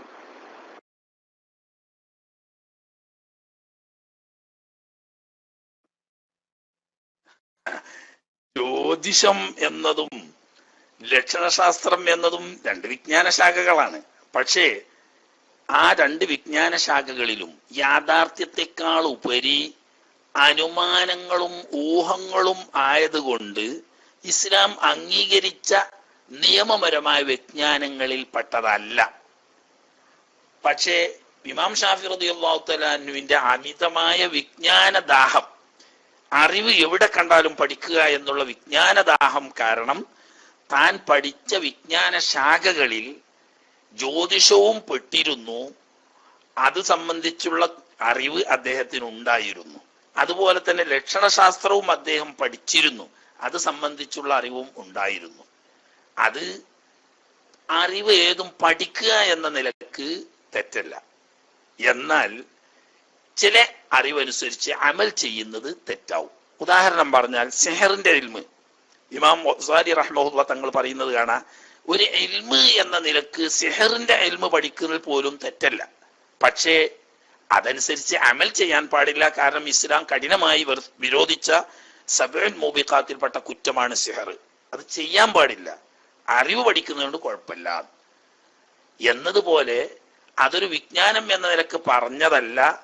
ഇങ്ങനെ ഒരു ഒറ്റപ്പെട്ട സ്ഥലത്ത് വിഷമാവസ്ഥയിൽ ഒരു തമ്പ് കെട്ടി ഒരു ഭാര്യയും ഭർത്താവും താമസിക്കുന്നത് കണ്ടപ്പം യാത്രാമധ്യേ ബഹുമാനപ്പെട്ട ഇമാം ഷാഫി റളിയല്ലാഹു തആല അൻഹു ആ ഭർത്താവിനെ, പെണ്ണിന്റെ മുഖത്ത് നോക്കിയെന്നല്ല, അങ്ങനെ നിങ്ങൾ കേട്ടതാണോ എന്നറിയില്ല, തന്റെ ഈ സ്ത്രീയുടെ ഭർത്താവിനോട് സംസാരിച്ചപ്പോ ആ സംസാരിക്കുന്ന കൂട്ടത്തിൽ ലക്ഷണം ഇപ്പോഴത്തെ ഗ്രഹനില വെച്ചിട്ട് ഞാൻ പറഞ്ഞാൽ, അഥവാ ഈ ഓരങ്ങനെയാണല്ലോ, ഗ്രഹങ്ങളാണല്ലോ കണക്ക് കൂട്ടുക, ഓരോ ഗ്രഹങ്ങളുടെ നില, ഗ്രഹനില വെച്ചിട്ട് ഈ ശാസ്ത്രപ്രകാരം ഇന്നതുപോലെ ആവണം എന്ന് തന്റെ അനുമാനം പറയുകയും അത് യാദർച്ഛികമായി ഒത്തുവരികയും ചെയ്തു എന്നുള്ളൂ.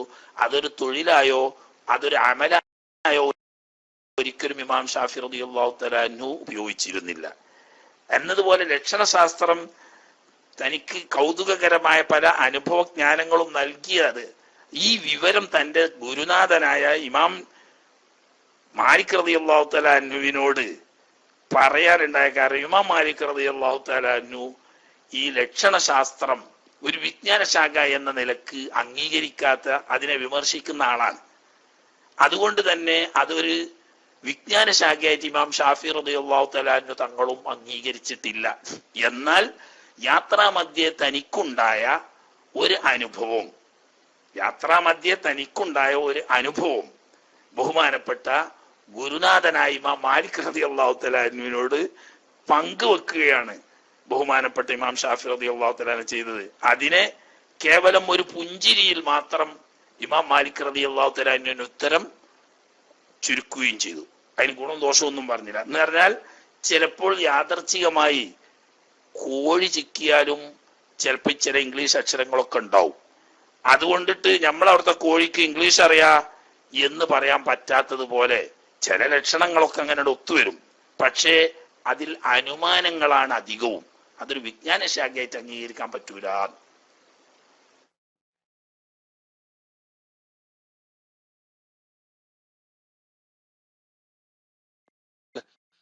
അസ്സലാമു അലൈക്കും ഉസ്താദ്. അദ്ദേഹം ആ സിദ്ധി കൊടുവള്ളി എടുക്കുന്നത് കാണാനില്ല ഉസ്താദ്. ഈ പ്രായം ചെന്ന സ്ത്രീകൾ, ഇപ്പൊ 86-87 വയസ്സുള്ള സ്ത്രീകള് കുറെ നോമ്പ് നോൽക്കാനുള്ള സമയത്തും കഴിവുള്ള സമയത്തും നോൽക്കാത്തവരുണ്ട്. അതോടൊക്കെ ഇപ്പൊ വാർദ്ധക്യത്തിൽ തീരെ നോൽക്കാനും സാധിക്കണില്ല. അപ്പൊ അത് ഈ പെമ്മക്കളൊക്കെ മക്കള് ഒക്കെ വിട്ട് പിന്നെ നോറ്റ് വീട്ടണം എന്ന് ചില ആളുകൾ പറയുന്നുണ്ട് അത്ര. അപ്പൊ അത് എത്രമാത്രം ശരിയാണ്? അതല്ല ഈ സ്ത്രീ മരണപ്പെട്ടിട്ട് വേണോ അത് വീട്ടിൽ കൊടുക്കുക? അതല്ല ജീവിതകാലത്ത് ഇനിയിപ്പോ ഒരിക്കലും വാർദ്ധക്യം അങ്ങേയറ്റം എത്തിയ സ്ത്രീയാണ്. അപ്പൊ അതുകൊണ്ട് തന്നെ 60, 55 അതുപോലെ 70 വയസ്സിലൊക്കെ ഉള്ളത് ആക്കിയത് മനഃപൂർവ്വം ഉണ്ടാകാം. അവശ്യമായിട്ട് വീട്ടാത്തൊക്കെ ഉണ്ട്. അപ്പൊ അത് മറ്റുള്ള മക്കള് നോറ്റ് വീട്ടിൽ കൊടുക്കണം എന്ന് ചില സ്ത്രീകൾ മറ്റുള്ളവർ പറയുന്നു. അപ്പൊ അത് ശരിയാണോ എന്നൊരു ചോദ്യം വന്നിട്ടുണ്ട്. ഉസ്താദ് വിശദീകരിച്ചാലും.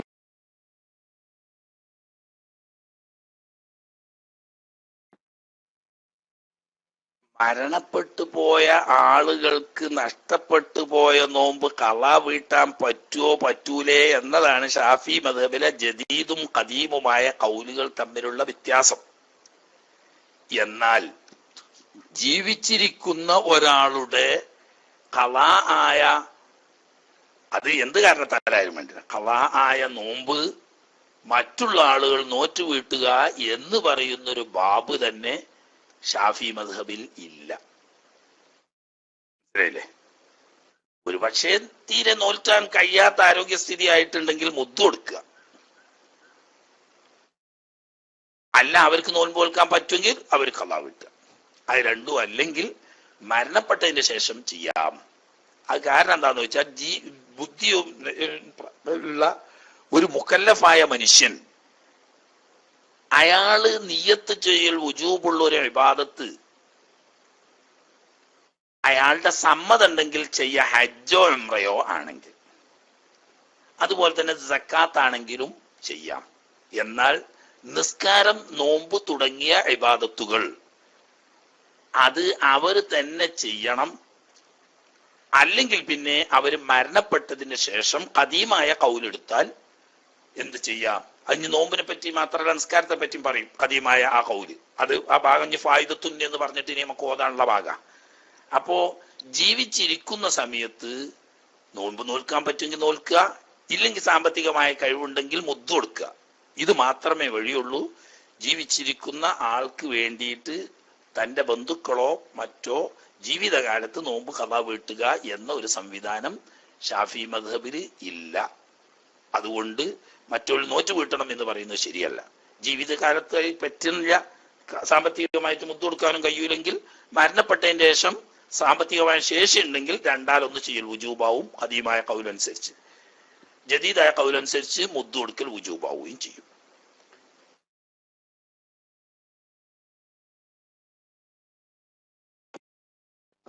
ഒറ്റ ചോദ്യം കൊണ്ട്, അത് കുറെ ദിവസം മുന്നേ ചോദിക്കണം, ഏറ്റവും പ്രശ്നമായിട്ട് ചോദിക്കാം, മൈക്കെടുക്കാൻ കിട്ടലില്ല. ഒരു സ്ത്രീ ഒരു ദിവസം, അതായത് ഒരു ളുഹുർ മുതൽ പിറ്റത്തെ ലുഹുർ വരെ, പിറ്റേ ദിവസം അതായത് 24 മണിക്കൂറുണ്ട് ഒരു ചളി മാതിരി ബ്ലഡ് അല്ലാത്ത രൂപത്തിൽ കണ്ടു. പിന്നെ അവിടുന്ന് 5 ദിവസം ശുദ്ധിയായി. 5 ദിവസം കഴിഞ്ഞിട്ടാണ് പിന്നെ അവൾക്ക് സാധാരണഗതിയിലുള്ള 7 ദിവസം ഹൈല് പുറപ്പെട്ടത്. അപ്പൊ ഈ ഒന്നാമത് കണ്ട ഒരു ദിവസത്തിന്റെ ശേഷമുള്ള ആ ഒരു 5 ദിവസം ഹൈലാണോ അതല്ല അത് ശുദ്ധിയാണോ എന്ന് ശുദ്ധിയിൽ ഉൾപ്പെടുത്താൻ പറ്റുമോ എന്ന് ചോദിച്ചിരുന്നു. അത് അവിടെ നിന്ന് വിശദീകരിച്ചു കൊടുത്താലും കേൾക്കുന്നുണ്ടായിരിക്കും.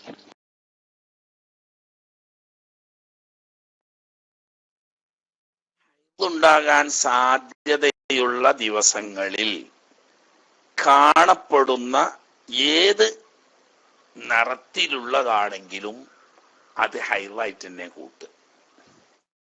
അപ്പോ 24 മണിക്കൂർ സമയം കണ്ടത് രക്തത്തിന്റെ സാധാരണ രക്തത്തിന്റെ സ്വഭാവത്തിലല്ല എങ്കിലും പിന്നെ തുടർച്ചയായി 5 ദിവസം ഒന്നും കാണാതെ 6-ാം ദിവസം മുതൽ പിന്നെ സാധാരണ പോലെ 7 ദിവസവും കണ്ടാൽ മൊത്തം 7-ഉം 6-ഉം 13 ദിവസമേ ആയിട്ടുള്ളൂ. അക്സറുൽ ഹൈലിന്റെ അതിർത്തി വിട്ടുകിടക്കാത്തത് കൊണ്ട് ഈ ദിവസങ്ങളൊക്കെ ഹൈലാണ് എന്ന് വെക്കേണ്ടതാണ്. ഷാഫി മദ്ഹബിലെ മുഅ്തമദ് അനുസരിച്ച് ഇടക്ക് കാണുന്ന ശുദ്ധി ദിവസങ്ങൾ കൂടി ഹൈലിന്റെ പരിധിയിൽ വരുമെന്നും അതുകൂടി കൂട്ടിയിട്ടാണ് ദിവസം കാണേണ്ടത് എന്നുമാണ്. തൽഫീഖിന്റെ കൗല് എന്ന് പറഞ്ഞിട്ട് ഒരു രണ്ടാം കൗലുണ്ട്. അത് സാധാരണ മുഴത്തമതായ കൗലല്ല. അതായത് ഒരു ദിവസം രക്തം കണ്ടു, പിന്നെ 4-5 ദിവസം ശുദ്ധി കണ്ടു, പിന്നെ 4-5 ദിവസം രക്തം കണ്ടാൽ ഈ ആദ്യം കണ്ട ഒരു ദിവസവും പിന്നെ കണ്ട ഈ 7 ദിവസവും മാത്രമായിരുന്നു ഇടയ്ക്കുള്ള ശുദ്ധിയുമാണ് എന്നത് തൽഫീഖിന്റെ കൗലാണ്. പക്ഷേ ഷാഫി മദ്ഹബിൽ മുഴത്തമത് അല്ല. മുഴത്തമത് അനുസരിച്ച് ആകെ ഉണ്ടായ ദിവസം 15 ദിവസത്തിൽ അധികരിക്കാത്ത സാഹചര്യം വന്നാൽ ഈ രക്തം കണ്ട ദിവസവും ഇടക്ക് ശുദ്ധി കണ്ട ദിവസവും ഒക്കെ ഹൈളാണ് എന്നതാണ് ഷാഫി മദ്ഹബ്. ഓക്കെ,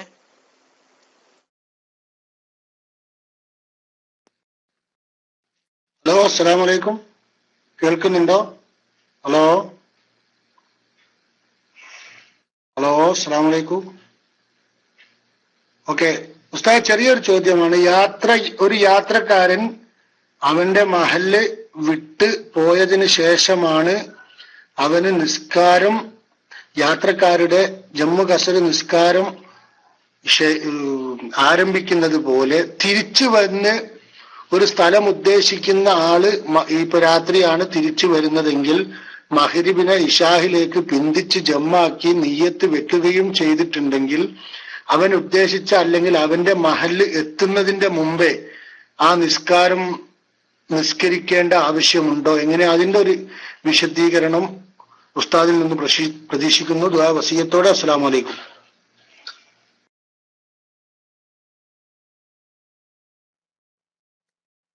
വലൈക്കും അസ്സലാം വറഹ്മത്തുള്ളാഹി.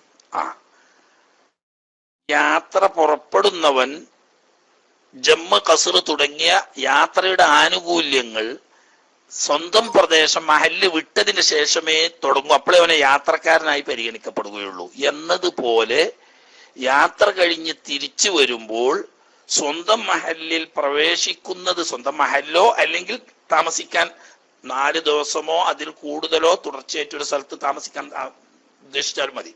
അങ്ങനെയുള്ള സ്ഥലത്ത് എത്തുന്നത് വരെ മാത്രമേ യാത്രയുടെ ആനുകൂല്യങ്ങളൊക്കെ ലഭിക്കുകയുള്ളൂ. ഇപ്പൊ ചോദ്യത്തിൽ പറഞ്ഞതുപോലെ മഗ്രിബിനെ ഇശായിലേക്ക് പിന്തിച്ച് ജമ്മാക്കിയിരുന്നു.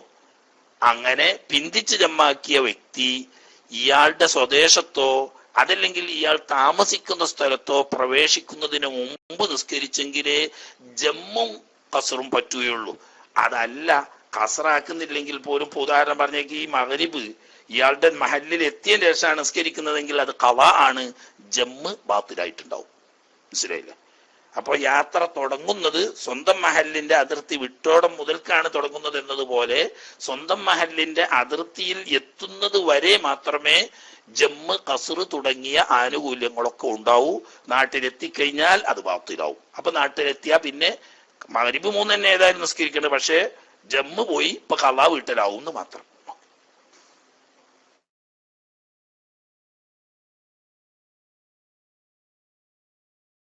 അസ്സലാമു അലൈക്കും വറഹ്മത്തുള്ളാഹി വബറകാതുഹു. കേൾക്കുന്നുണ്ടോ? ഹലോ. ഇവിടെ വന്നൊരു ചോദ്യം ഉസ്താദേ.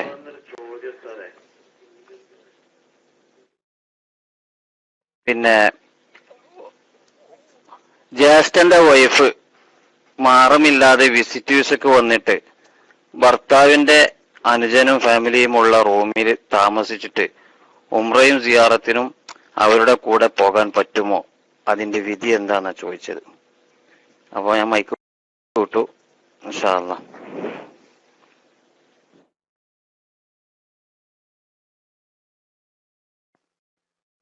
മഹറമില്ലാതെ ഒരു സ്ത്രീ ഹജ്ജ് യാത്രയാണെങ്കിലും ഉംറ യാത്രയാണെങ്കിലും ഫറളായ ഹജ്ജിനോ ഉംറക്കോ ആണെങ്കിൽ വിശ്വസ്തരായ ഏതാനും സ്ത്രീകൾ കൂടെ ഉണ്ടായാൽ യാത്ര ചെയ്യാം, ഹജ്ജും ഉംറയും നിർവഹിക്കാം. സുന്നത്തായ ഹജ്ജോ ഉംറയോ ആണെങ്കിൽ, അതുപോലെ തന്നെ സുന്നത്തായ സിയാറത്തോ ആണെങ്കിൽ മഹറമോ ഭർത്താവോ കൂടെ ഇല്ലാത്ത യാത്ര തന്നെ ഹറാമാണ്. അത് ഹജ്ജിനുള്ള യാത്രയാണെങ്കിലും ഉംറക്കുള്ള യാത്രയാണെങ്കിലും സിയാറത്തിനുള്ള യാത്രയാണെങ്കിലും അത് തന്നെയാണ്. ഒന്നിരിക്കൽ ഫർളായതാവണം. ഫർളായതാണെങ്കിൽ എന്ത് മതി? വിശ്വസ്തരായ ഏതാനും സ്ത്രീകൾ കൂടെ ഉണ്ടായാലും മതി. സുന്നത്തായ യാത്രയാണെങ്കിൽ ഹജ്ജോ ഉംറയോ ഒക്കെ ആണെങ്കിൽ, ഇനി സിയാറത്താണെങ്കിലും ഒക്കെ എങ്ങനെ, ഭർത്താവോ മഹറമോ കൂടെ ഇല്ലാത്ത യാത്ര ഹറാമാവുന്നു. അതിന് പിന്നെ മൂത്തച്ചി ഇളച്ചി എന്നൊന്നും പറയേണ്ട ആവശ്യം ഇല്ല.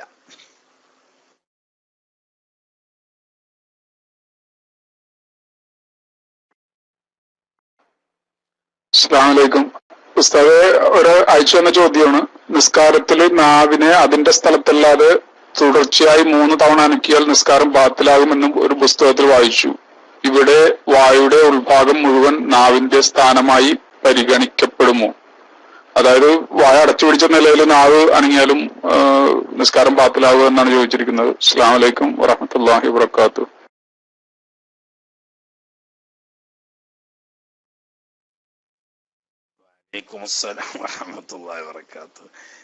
ഏത് പുസ്തക പൊന്നു ഹബീബെ, അതൊന്നും ശരിയല്ല. നാവ്, വിരല്, ലിംഗം പോലെയുള്ള ഒരു മുരട്ട് ഉറച്ചു നിൽക്കുന്ന അവയവങ്ങൾ അത് അനക്കുന്നത് കാരണം കൂടാതെ ആവശ്യമില്ലാതെയാണെങ്കിൽ കറാഹത്ത് വരും. തുടർച്ചയായി 3 അതിൽ കൂടുതലോ അനക്കം വന്നാലും നിസ്കാരം ബാത്തിലാവുന്നതല്ല. അതാണ് അതിന് മസല. പിന്നെ ഇപ്പൊ വായിന്റെ ഉള്ളിനെ പറ്റിയിട്ട് പിന്നെ പ്രത്യേകം പറയേണ്ട ആവശ്യമില്ല. വായിന്റെ ഉള്ളിലോ പുറത്തേക്ക് നീട്ടിയിട്ട് തന്നെയോ നാവിനെ അനക്കിയാൽ അതുകൊണ്ട് നിസ്കാരം ബാത്തിലാവുകയില്ല. തുടർച്ചയായി 3 അനക്കമുണ്ടെങ്കിലും ബാത്തിലാവൂല. ഏതുപോലെ എന്ന് വെച്ചാൽ, കൈ ഒരു സ്ഥലത്ത് ഉറപ്പിച്ചു വെച്ചിട്ട് കൈയിന്റെ വിരൽ അനക്കുന്നു. നമ്മളെ ചില ആൾക്കാർക്ക് ഉണ്ടല്ലോ, ഈ അത്തയ്യാത്തോതുമ്പോ അശ്ഹദു അല്ലാ ഇലാഹ ഇല്ലല്ലാഹ് എന്ന് പറഞ്ഞാൽ വിരൽ ഉയർത്തിയിട്ട് പിന്നെ ഇങ്ങനെ പല്ലിന്റെ വാലിന് തല്ലുകൊണ്ടേക്ക് ഇങ്ങനെ പടഞ്ഞുകൊണ്ടിരിക്കണ്. അതുകൊണ്ട് നിസ്കാരം നമ്മളെ മദ്ഹബിലും ബാത്തിലാവൂല. പക്ഷെ അത് കറാഹത്താണെന്ന് മാത്രം. കണ്ണിന്റെ പോള, കയ്യിന്റെ വിരല്, ലിംഗം, നാവ് പോലെയുള്ള ഒരു അവയവത്തിൽ ഉറച്ചു നിൽക്കുന്ന ചെറു അവയവങ്ങൾ ചലിപ്പിക്കുന്നത് ബോധപൂർവമാണെങ്കിൽ പോലും അത് കറാഹത്താണ്, കൂലി നഷ്ടപ്പെടും. എങ്കിലും നിസ്കാരം ബാത്തിലാവുകയില്ല. ഓക്കെ.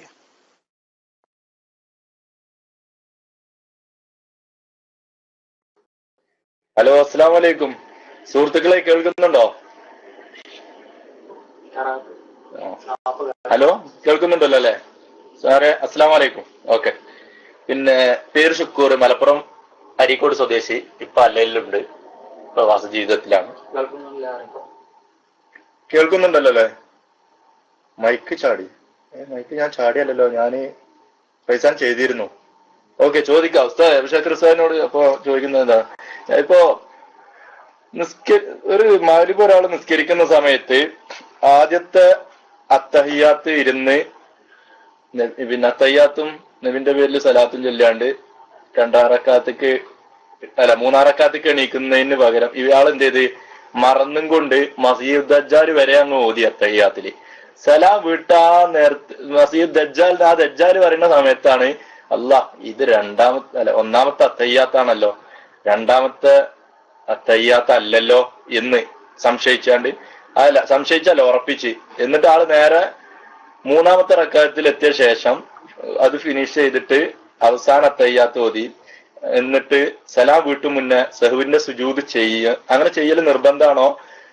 അങ്ങനെ സഹുവിന്റെ സുജൂദ് ചെയ്താല് ആ സഹുവിന്റെ സുജൂദിൽ സാധാ സുജൂദിൽ ചെല്ലുന്ന സുബ്ഹാന റബ്ബിയൽ ആല വബിഹംദിഹി എന്ന് 3 തവണ ചെല്ലിയ മതിയോ, അതല്ലെങ്കിൽ പ്രത്യേക എന്തെങ്കിലും ദിക്റുകൾ ചെല്ലൽ നിർബന്ധമാണോ എന്നാണ്. പിന്നെ അതുപോലെ തന്നെ എന്ത് കറാഹത്ത്, ഇപ്പൊ ഇത് തൊട്ട് മുന്നത്തെ ചോദ്യത്തിന് നിങ്ങൾ കറാഹത്താണെന്ന് ഉസ്താദ് പറഞ്ഞല്ലോ, അതിന് ഉത്തരം വിരല ഇങ്ങനെ ഇളക്കുന്നത്.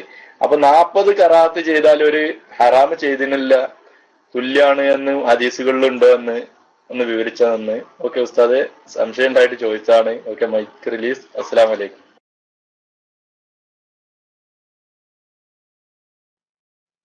വലൈക്കും അസ്സലാം വറഹ്മത്തുള്ളാഹി. ആദ്യത്തെ അത്തഹിയാത്തിൽ സല്ലല്ലാഹു അലൈഹി വസല്ലം തങ്ങളുടെ മേലുള്ള സ്വലാത്ത് തുടങ്ങി നീട്ടുന്നത് മനഃപൂർവ്വം ചെയ്യാൻ പാടില്ലാത്തൊരു കാര്യമാണ്. അത് മറന്ന് സംഭവിച്ചു പോയത് കൊണ്ട് സഹ്വിന്റെ സുജൂദ് അവസാനത്തെ അത്തഹിയാത്ത് സലാം വീട്ടുന്നതിന് മുമ്പ് സഹ്വിന്റെ സുജൂദ് ചെയ്യൽ സുന്നത്താണ്. സഹ്വിന്റെ സുജൂദ് ചെയ്തിട്ടില്ലെങ്കിൽ നിസ്കാരം ബാത്തിലാവുകയില്ല. സഹ്വിന്റെ സുജൂദ് ചെയ്യൽ നിർബന്ധവും ഇല്ല, പക്ഷേ സുന്നത്താണ്. കാരണം എന്താന്ന് വെച്ചാൽ രണ്ട് കാര്യം അവിടെ ഉണ്ടായിട്ടുണ്ട്. ഒന്ന്, ആദ്യത്തെ തഹ്ഹിയാത്തിൽ നബി സല്ലല്ലാഹു അലൈഹി വസല്ലമ തങ്ങളുടെ കുടുംബത്തിന്റെ മേൽ സ്വലാത്ത് ചൊല്ലൽ സുന്നത്തില്ല. അത് ചൊല്ലിയാൽ സഹ്വിന്റെ സുജൂദ് സുന്നത്താവുന്ന കാര്യങ്ങളിൽപ്പെട്ട ഒരു കാര്യമാണ്. അതിന്റെ പുറമെ ആദ്യത്തെ തഹ്ഹിയാത്തിനെ മനഃപൂർവ്വം ദീർഘിപ്പിച്ചാലും എന്താവും? നിസ്കാരം ബാത്തിലാവും. അപ്പോ മനഃപൂർവ്വം ചെയ്താൽ ബാത്തിലാവുന്ന ഒരു കാര്യം മറന്നു ചെയ്യുക എന്ന് പറയുന്ന സംഗതിയും അവിടെ ഉണ്ടായിട്ടുണ്ട്. ഇങ്ങനെ സംഭവിച്ചതിന്റെ പേരിൽ മൂന്നാമത്തെ റക്അത്തിൽ ഒടുലത്തയ്യാത്ത് ഓതി കഴിഞ്ഞ് സലാം വീട്ടുന്നതിന് മുമ്പ് സഹ്വിന് വേണ്ടി 2 സുജൂദ് ചെയ്യൽ സുന്നത്തുണ്ട്. ചെയ്താൽ നല്ലതാണ്, ചെയ്തിട്ടില്ലെങ്കിൽ കുറ്റമില്ല, നിർബന്ധമില്ല, നിസ്കാരം സഹിയാവും. മനസ്സിലായല്ലോ? പിന്നെ സഹ്വിന്റെ സുജൂദിൽ എപ്പോഴാണെങ്കിലും നമ്മൾക്ക് സഹ്വിന്റെ സുജൂദ് ചെയ്യേണ്ട സാഹചര്യം വന്നാൽ ആ സഹ്വിന്റെ സുജൂദിൽ സാധാരണ സുജൂദിൽ നമ്മൾ ചൊല്ലുന്ന സുബ്ഹാന റബ്ബിയൽ അഅ്ലാ വബിഹംദിഹി എന്ന ദിക്ർ തന്നെ ചൊല്ലിയാൽ മതിയാകും. പ്രത്യേകം യാതൊരു ദിക്റും ചൊല്ലേണ്ട ആവശ്യം ഇല്ല. ഇനി ചിലപ്പോൾ മറവി സംഭവിച്ചതിന് വേണ്ടി സുബ്ഹാന മൻ ലാ യനാമു വലാ യസ്ഹു, ഉറക്കവും മറതിയും വരാത്ത അള്ളാഹുവിന് സർവസ്തുതിയും എന്ന് പറഞ്ഞാൽ നല്ലതാണ് എന്ന് ചില ഇമാമിങ്ങൾ പറഞ്ഞിട്ടുണ്ട്. എന്നാൽ സാധാരണ പോലെ സഹ്വിന്റെ സുജൂദ് ചെയ്യൽ സുന്നത്താണ്. ആ സുജൂദിൽ സാധാരണ നമ്മൾ എല്ലാ സുജൂദിലും ചൊല്ലുന്നത് പോലെ സുബ്ഹാന റബ്ബിയൽ അഅ്ലാ വബിഹംദിഹി എന്ന് തന്നെ ചൊല്ലലാണ് സുന്നത്ത്. ഓക്കെ, അത് കഴിഞ്ഞല്ലോ. പിന്നെന്തേ പറഞ്ഞ രണ്ടാമത്തത്, ഒരു കറാഹത്ത് 40 പ്രാവശ്യം ആവർത്തിച്ച് ചെയ്താൽ അത് ഹറാമാകും, അങ്ങനെ ഹദീസ് ഇല്ല.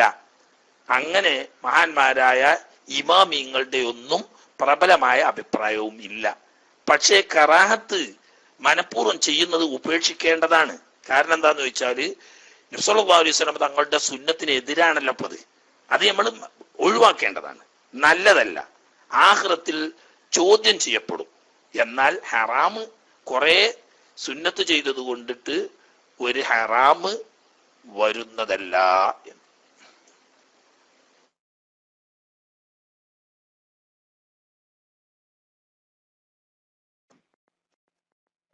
അസ്സലാമലൈക്കും വറഹ്മത്തുള്ളാഹി. ഒരു ചോദ്യം കൂടി ഉണ്ട് ഉസ്താദെ.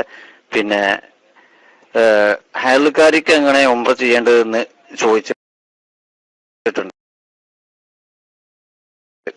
പിന്നെ അത് നമ്മളെ ക്ലാസ്സിൽ ഇപ്പൊ പുതിയ ആൾ വന്നാന്ന് തോന്നുന്നു, നമ്മളെ ഇത്ര പറഞ്ഞതാണ്. അത് അയച്ചു കാരണം ഞാൻ മൈക്ക് വിട്ടു.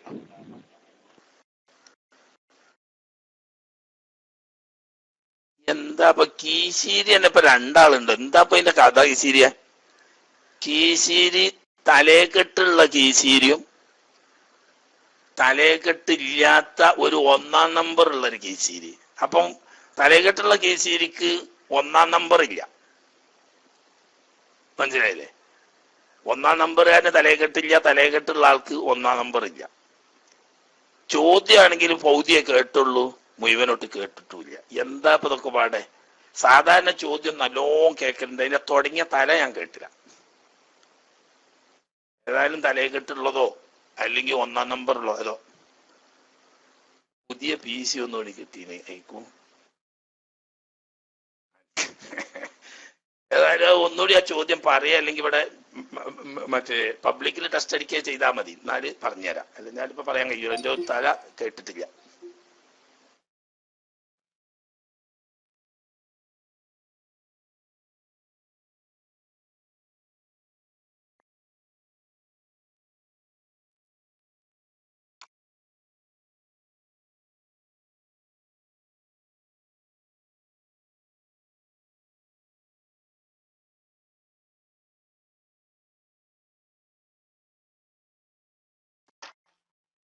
ഹലോ, അസ്സലാമു അലൈക്കും.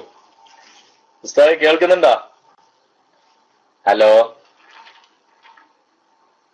ഓക്കെ. ഞാൻ മൈക്കിലേക്ക് ചാടിയതല്ല, ആരും മൈക്ക് എടുക്കുന്നത് കണ്ടില്ല മറ്റേ ആള്. അപ്പൊ ഈ തലക്കെട്ടുള്ള ആള് മൈക്ക് എടുക്കുന്നത് കാണാത്തപ്പോ വേറെ സംശയത്തിന്റെ പേരിൽ എടുത്തതാണ്.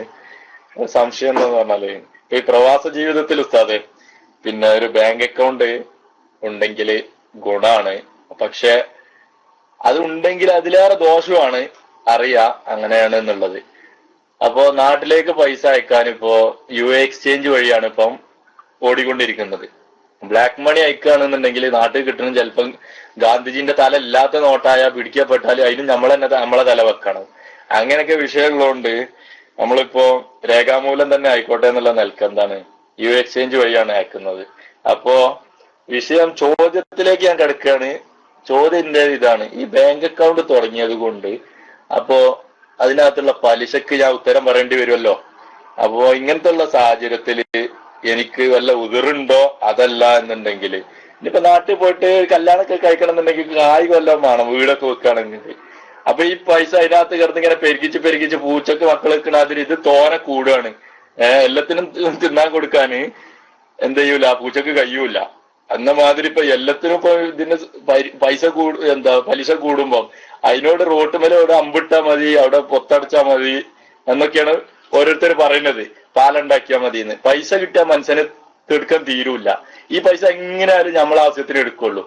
ഇനിയിപ്പോ സംഘടനന്റെ ആവശ്യം ആയിക്കോട്ടെ, എന്നാലും അത് നമ്മളെ ആവശ്യം തന്നെയല്ലേ. അപ്പൊ ഈ വിഷയം ഈ ഉസ്താദ് ഒന്ന് ശരിക്കും വിവരിച്ചു തരണം. വാക്കിലൊരു വിഭാവ മൂക്കിലോ കാത്തിപോന്നാണ്, ഒരാളും വിടൂല എന്നാണ്. അപ്പൊ ഞാൻ ഇപ്പൊ എന്താ ചെയ്യണ്ടേ? നാലുമില്ല ഈ സംഭവം പ്രവാസ ജീവിതത്തില്. കായാണെങ്കിൽ കൈയുള്ള മുഴുവൻ പൂത്തിരിക്ക് തീയെടുത്തതിരെ പോവാണ് ഈ കോലത്ത് കൈ വെച്ചിട്ട്. അപ്പൊ എവിടെങ്കിലും അത് സ്വരൂപിക്കാന്നുണ്ടെങ്കിൽ ഉസ്താദ് എന്തെങ്കിലും ഒരു ഫണ്ട് എന്തെങ്കിലും നമ്മളെ മർക്കസിന്റെ കീഴിലൊക്കെ ഉണ്ടെന്നുണ്ടെങ്കിൽ നാട്ടിലെത്തിയിട്ട് പിന്നെ ആവശ്യം ഉണ്ടാകുമ്പോ കിട്ടിയാൽ മതി. പൈസ ഒന്നും വേണ്ട അതിന്. ഏത് കൊടുത്ത പൈസ മതി. കുറച്ചെന്തെങ്കിലും സംഭാവനയ്ക്ക് മർക്കസിനെ ഉണ്ടായിക്കോട്ടെ. അതല്ലാന്നുണ്ടെങ്കിൽ പലിശയായിട്ട് നമുക്ക് വേണ്ട. ചോദ്യം ഒന്നും കിട്ടണില്ല മൈക്ക് റിലീസ്. അപ്പൊ ഈ അസ്സലാമു അലൈക്കും.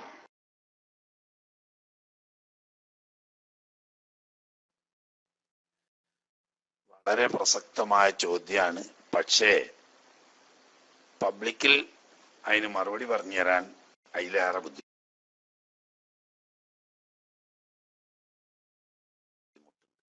ഒരു കാര്യം ഉറപ്പാണ്, പലിശ അള്ളാഹു ഹറാമിയമാണ്. ഒരു മനുഷ്യൻ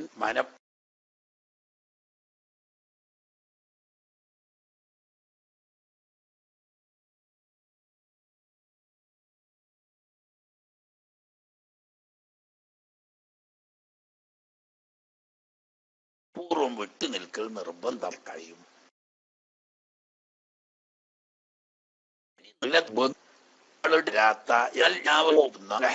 നല്ലതാണെന്നല്ല, അങ്ങനെ അത് ഒഴിവാക്കാനുള്ള ഒരു വഴിയുള്ളൂ. ഒരു സാഹചര്യത്തിലും പലിശ വാങ്ങാനോ അത് ഉപയോഗിക്കാനോ അതല്ലെങ്കിൽ ഹൈറായ ഒരു മാർഗത്തിലേക്ക് അതിനെ സദഖ ചെയ്യാനോ ഒന്നും ഇസ്ലാമിൽ വകുപ്പില്ല. പക്ഷേ ചില അടിയന്തര നിർബന്ധ ഘട്ടത്തിൽ അത്തരം ഇടപാടുകൾ ചെയ്യേണ്ട ഒരു നിർബന്ധിത അവസ്ഥ വന്നുപോയി. അതിൽ വന്ന പലിശ ആ കെണിയിൽ നിന്ന് നമ്മൾ തലയൂരാനുള്ള വഴിയാണ് നേരത്തെ പറഞ്ഞ പാലം കെട്ടുക, അല്ലെങ്കിൽ സ്കൂള് അല്ലെങ്കിൽ ആശുപത്രി വികസിപ്പിക്കുക, അതല്ലെങ്കിൽ റോഡിലെ കേട് നന്നാക്കുക പോലത്തെ എല്ലാവർക്കും ഉപകാരപ്പെടും ചെയ്യുന്ന ഒരാളുടെ ഉടമയും വരാത്ത, അതുപോലെ പൊതുകിണർ കുഴിക്കുക, പൊതുകുളം കുഴിക്കുക തുടങ്ങിയ ആവശ്യത്തിനൊക്കെ ഉപയോഗിച്ചാൽ നമ്മൾ ആ ഊരാക്കുടുക്കിൽ നിന്ന് രക്ഷപ്പെടും. കഴിയുന്നത്ര ജീവിതത്തിൽ പലിശയുമായി ബന്ധപ്പെടുന്ന എല്ലാ ഇടപാടുകളിൽ നിന്നിട്ടും വിട്ടു നിൽക്കാനാണ് ഒരു മുഅ്മിനായ മനുഷ്യൻ ശ്രദ്ധിക്കേണ്ടത് എന്നുള്ളത്. എങ്ങനെയാണ്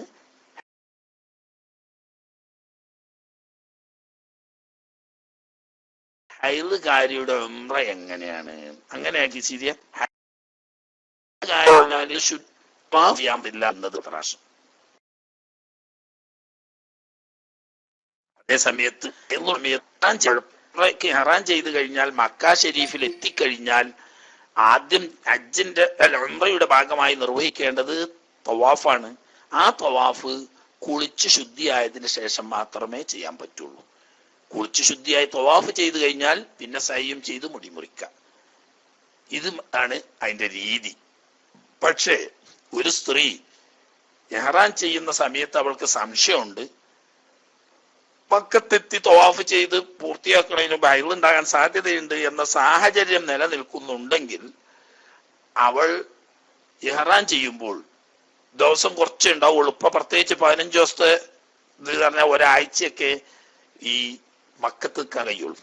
ആ ആഴ്ച ദിവസം പൂർണ്ണമായിട്ടും ഹൈളിലാവാൻ സാധ്യത ഉണ്ടെന്ന് കണ്ടാൽ ഇഹ്റാം ചെയ്യുന്ന സമയത്ത് എനിക്ക് ഉംറ പൂർത്തിയാക്കാൻ പറ്റാത്ത തടസ്സം നേരിടുകയാണെങ്കിൽ ഞാൻ തഹല്ലുലാകും എന്ന ഷർത്ത് വെച്ചുകൊണ്ട് ഇഹ്റാം ചെയ്യേണ്ടതാണ്.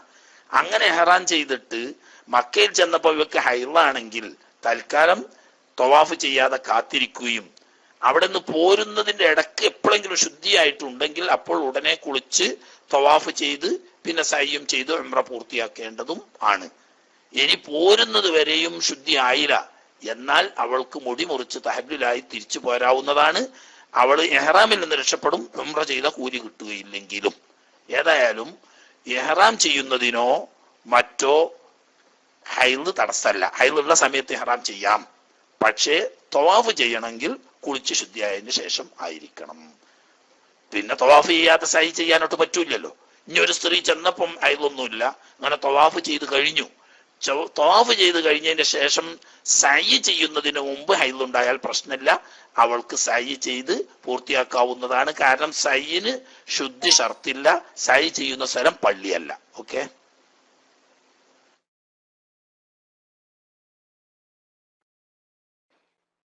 അൽഹംദുലില്ലാഹ്.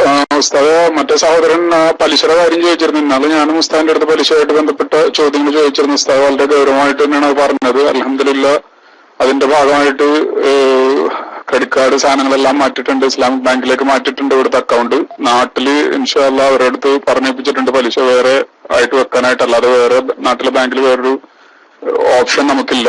ഇൻഷാ അല്ലാഹ് എന്തായാലും വന്നുപോയ തെറ്റ് പുറത്തു വരാനായിട്ട് ഉസ്താദ് മറ്റുള്ളവരും ദുആ ചെയ്യണം. ചോദിക്കാനുള്ള ചോദ്യം, ഉസ്താദ്, കടം ഉണ്ടെങ്കിൽ ഉംറ ചെയ്യുന്നതിന് തടസ്സമുണ്ടോ എന്ന് അയച്ചു തന്നിട്ടുണ്ട്. ഒരു ചോദ്യം അയച്ചു തന്നിട്ടുണ്ട്. അത് ഭർത്താവ് ഭാര്യയുടെ പേരിൽ ബാങ്ക് ലോണും എടുത്തിട്ടുണ്ട്, സ്വർണം പണയം വെക്കുകയും ചെയ്തിട്ടുണ്ട്. അങ്ങനെയാണെങ്കിൽ ഭാര്യക്ക് ഉംറക്ക് പോകുന്നതിന് അത് ആകുമോ എന്നാണ് ചോദിച്ചിട്ടുള്ളത്. അസ്സലാമു അലൈക്കും വറഹ്മത്തുള്ളാഹി വബറകാതുഹു.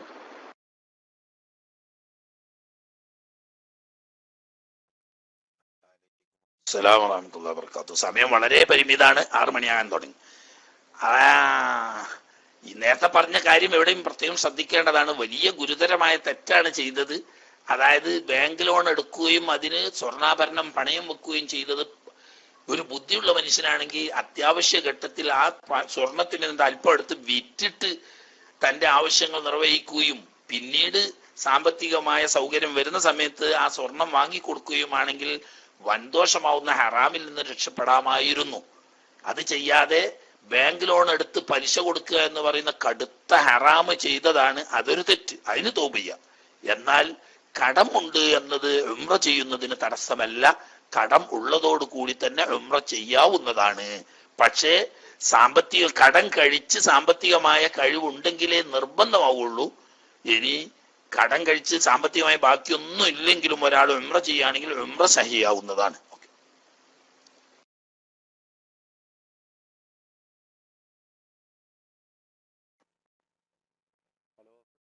കേൾക്കുന്നുണ്ടോ? അല്ലേ ഉസ്താദ്, കുറച്ച് കാശുണ്ട്. അപ്പൊ കാശ് ഒരാൾ പറഞ്ഞ് പിന്നെ ബാങ്കിൽ നിന്ന് കട എടുക്കാനാണ്, ഇങ്ങനെ ആളെ വിഷമങ്ങൾ പറഞ്ഞുകൊണ്ട് ഇന്ന ഇതിന് എടുത്തില്ലെങ്കിൽ അത് ജപ്തി ചെയ്യലും ഇങ്ങനെയൊക്കെ വിഷയങ്ങൾ വരും, അതുകൊണ്ട് കുറച്ച് കായ് കടം തരുമോ വെച്ച്. അപ്പൊ നമ്മൾ അങ്ങനെ കായ് കടം കൊടുത്താൽ അതിൽ പലിശക്ക് കൂട്ടു നിൽക്കുന്നതിന് തുല്യമായി അതിന് എന്താ പറയാ ശിക്ഷ ഇസ്ലാമിൽ ഉണ്ടോ? നമ്മളെ ലക്ഷ്യം ആളെ സഹായിക്കുക എന്നാണ്. പക്ഷെ ആള് ബാങ്കിൽ പലിശ കൊടുക്കുക എന്നുള്ള ലക്ഷ്യമാണ്. അപ്പൊ ഈ കാശ് കടം കൊടുത്ത ആൾക്കും അതിനുള്ള എന്താ പറയാ അതിനുള്ള ഹിസാബ് മറ്റേ ഇത് ശിക്ഷക്ക് ഉടമയാണോ എന്നൊന്ന് വ്യക്തമാക്കണം. Mike release. അസ്സലാമു അലൈക്കും.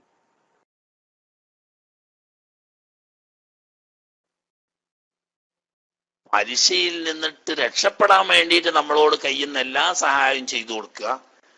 പലിശ ഇടപാട് മുന്നോട്ട് കൊണ്ടുപോകാൻ ഒരു നിലക്കും നമ്മൾ സഹായിക്കാതിരിക്കുക, അതാ വേണ്ടത്. അതിനെ സഹായിക്കുന്ന എല്ലാ ഏർപ്പാടും തെറ്റാണ്. കഴിയുന്നത്ര പലിശയിൽ നിന്നിട്ട് രക്ഷപ്പെടാൻ വേണ്ടിയിട്ട് നമ്മളൊക്കെ ശ്രമിക്കുക. അതിനുവേണ്ടി ആളുകളെ സഹകരിപ്പിക്കുക. ഈ പറയുന്ന ആളുകൾ നല്ലൊരു ഭാഗം വിവരമില്ലാത്തത് കൊണ്ട് പലിശയിൽ പോയി ചാടുകയാണ്. ഉദാഹരണം പറഞ്ഞാല് ഇപ്പൊ നേരത്തെ ആ സഹോദരി എന്നെ ചോദിച്ച ചോദ്യത്തിൽ പറഞ്ഞതുപോലെ ഒരു സംഖ്യ അത്യാവശ്യം കടം കിട്ടേണ്ട സാഹചര്യത്തിൽ ഭാര്യയുടെ അടുക്കൽ സ്വർണ്ണാഭരണം ഉണ്ട്. ആ സ്വർണ്ണാഭരണത്തിൽ നിന്നിട്ട് ഒരു വള എടുത്ത് വിറ്റാൽ അയാളുടെ ബുദ്ധിമുട്ട് തീരും. പിന്നെ സാമ്പത്തികമായി കഴിവുണ്ടാകുന്ന സമയത്ത് അത് വാങ്ങിക്കൊടുത്താൽ മതിയല്ലോ. എന്നാൽ ഈ കടുത്ത വൻദോഷം മൂബിക്കാത്തിൽപ്പെട്ട വൻദോഷമാവുന്ന പലിശയിൽ നിന്ന് രക്ഷപ്പെടൂലേ? അതില്ല. ഈ പൊന്നവിടെ കൊണ്ടുപോയി പണയം വെച്ചിട്ട് നമ്മൾ പലിശക്ക് കടം വാങ്ങിയിട്ട് ഈ പലിശ കൊടുത്ത കുറ്റവും ഇതൊക്കെ നമ്മൾ ഏറ്റെടുക്കുക. എന്നാൽ ഈ വളം തിരിച്ചെടുക്കുക, ഈ ആഭരണം തിരിച്ചെടുക്കാൻ ഉണ്ടാകുന്ന കാശ് കൊണ്ട് എന്തെങ്കിലും സാധനം വാങ്ങിക്കൊടുത്തൂടെ? കഴിയുന്നത്ര ഇത്തരം പലിശയുമായി ബന്ധപ്പെട്ട ഇടപാടുകളിൽ നിന്നിട്ട് വിട്ടു നിൽക്കുക. അതിന് സഹായിക്കാൻ, വിട്ടു നിൽക്കാൻ സഹായിക്കുന്ന എന്ത് സഹായങ്ങൾ ഉണ്ടെങ്കിലും ചെയ്തു കൊടുക്കുക. അതാണ് വേണ്ടത്. സമയമില്ല, ഞാൻ നിർത്തുകയാണ്. സമയം 5:57. ആരാണ് പുതിയ ആളുകൾ? ഇനി ആരും വരരുത്. കൈ ഒക്കി നിൽക്കുന്ന ആളുകൾ പെട്ടെന്ന് മൈക്കെടുത്ത് വേഗം ചോദിക്കുക. ഇനി ആരും പുതിയതായിട്ട്, ഇപ്പോൾ സമയമല്ല, സമയം വളരെ അതിക്രമിച്ചിരിക്കും.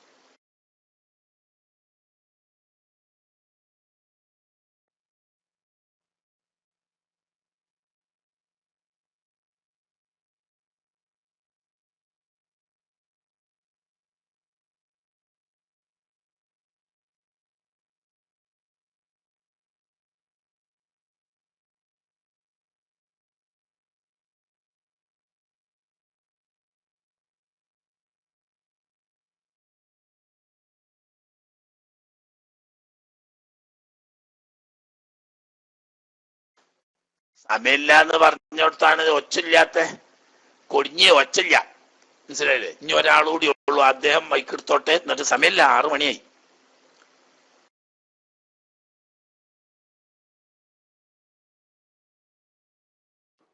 ഉസ്താദ് ഇപ്പൊ ഒച്ച കൂട്ടിയിട്ടുണ്ട്, സൗണ്ട് ഉണ്ട്. ഉസ്താദ്, എന്റെ ചോദ്യം വിഷയവുമായിട്ട് ബന്ധപ്പെട്ട ഒരു ചോദ്യമല്ല. ഞാനിന്ന് മീൻ മുറിക്കുമ്പോൾ പിന്നെ എന്റെ ഭാര്യനെ മീൻ മുറിക്കാൻ വേണ്ടി സഹായിച്ചു. അപ്പോ ഞാൻ ആദ്യമായിട്ട് മീൻ വാലാണ് മുറിച്ചത്. അപ്പൊ എന്നോട് പറഞ്ഞു വാല് മുറിക്കാൻ പാടില്ല, ആദ്യമായിട്ട് തലയാണ് മുറിക്കേണ്ടതെന്ന് പറഞ്ഞു. അങ്ങനെ മുറിച്ചാൽ അത് ജായിസാവില്ല എന്ന് പറഞ്ഞു. അപ്പൊ അതുമായിട്ട് ഒരു വിഷയത്തിന് മറുപടി തന്ന വളരെ ഉപകാരമായിരുന്നു. കാരണം ജീവനില്ലാത്ത മത്സ്യമാണല്ലോ മീന്. അപ്പോ പിന്നെ ജീവനുള്ളതിനെ അറക്കുമ്പോഴാണല്ലോ തല അറക്കല്. അപ്പൊ അത് മീൻ മുറിച്ചതിനെ അവര് എന്നോട് എതിർത്തു. അപ്പൊ അതിനൊരു മറുപടി തന്നാൽ വളരെ ഉപകാരപ്രദമായിരുന്നു. അസ്സലാമു അലൈക്കും വറഹ്മത്തുള്ളാഹി.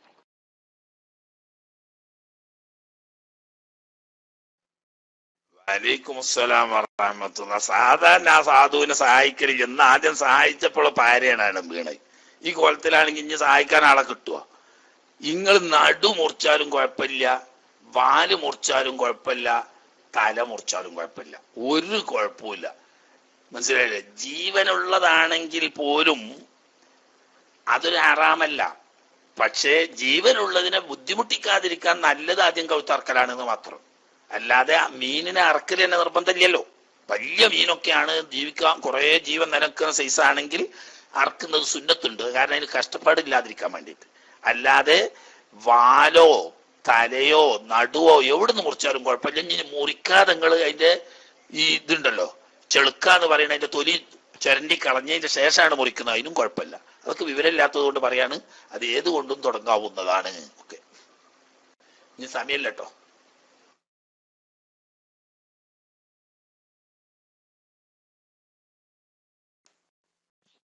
അസ്സലാമു അലൈക്കും ഉസ്താദെ. പിന്നെ ഇന്നലെ ഒരു ഹദീസ് കണ്ടു.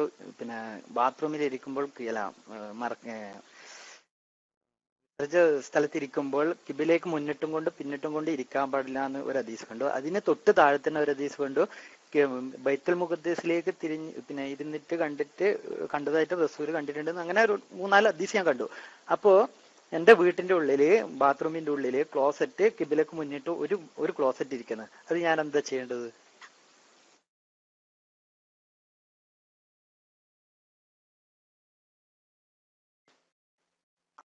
അതൊന്നും ചെയ്യണ്ട, സമയമില്ല. അതുകൊണ്ട് അതൊന്നും ചെയ്യണ്ട. നല്ലത് നമ്മൾ ക്ലോസറ്റ് ഫിറ്റ് ചെയ്യുമ്പോൾ കിബിലക്ക് അഭിമുഖമായി അല്ലാതെ ചെയ്യാൻ പറ്റുമെങ്കിൽ അതാണ് നല്ലത്. ഈ പറയുന്ന കിബിലക്ക് മുന്നിട്ടുകൊണ്ടോ പിന്നിട്ടുകൊണ്ടോ മലമൂത്ര വിസർജനം ചെയ്യാൻ പാടില്ലെന്ന് പറഞ്ഞത് മറയില്ലാത്ത സ്ഥലത്തും വിസർജനത്തിന് വേണ്ടി പ്രത്യേകം തയ്യാറാക്കപ്പെടാത്ത സ്ഥലത്തും ആണ്. അപ്പൊ മറയുണ്ടെങ്കിൽ, അതുപോലെ തന്നെ വിസർജനത്തിന് വേണ്ടി പ്രത്യേകം തയ്യാറാക്കപ്പെട്ട സ്ഥലമാണെങ്കിൽ കിബിലക്ക് മുന്നിട്ടുകൊണ്ടോ പിന്നിട്ടുകൊണ്ടോ ആവുന്നത് കൊണ്ട് ഹറാമില്ല. പക്ഷേ കിബിലക്ക് മുന്നിട്ടുകൊണ്ടും പിന്നിട്ടുകൊണ്ടും അല്ലാതെ ആവുന്നതാണ് നല്ലത്. ഇനി ബൈത്തുൽ മുഖദ്ദസിലേക്ക് മുന്നിട്ടുകൊണ്ടാവുന്നിടത്തും അത് തന്നെയാണ് നിയമം. അതായത് പ്രത്യേകം തയ്യാറാക്കപ്പെടാത്ത മറയില്ലാത്ത സ്ഥലത്ത്, മറയില്ല പ്രത്യേകം തയ്യാറാക്കപ്പെട്ടതും അല്ല എങ്കിൽ അവിടെ ബൈത്തുൽ മുഖദ്ദസിലേക്ക് മുന്നിട്ടുകൊണ്ട് മലമൂത്ര വിസർജനം ചെയ്യുന്നത് നല്ലതല്ല. ഖിബിലക്ക് മുന്നിട്ടും പിന്നിട്ടുകൊണ്ടും ചെയ്യുന്നത് ഹറാമുമാണ്. അതേ സമയത്ത് വിസർജനത്തിന് വേണ്ടി പ്രത്യേകം തയ്യാറാക്കപ്പെട്ട സ്ഥലമാണ്.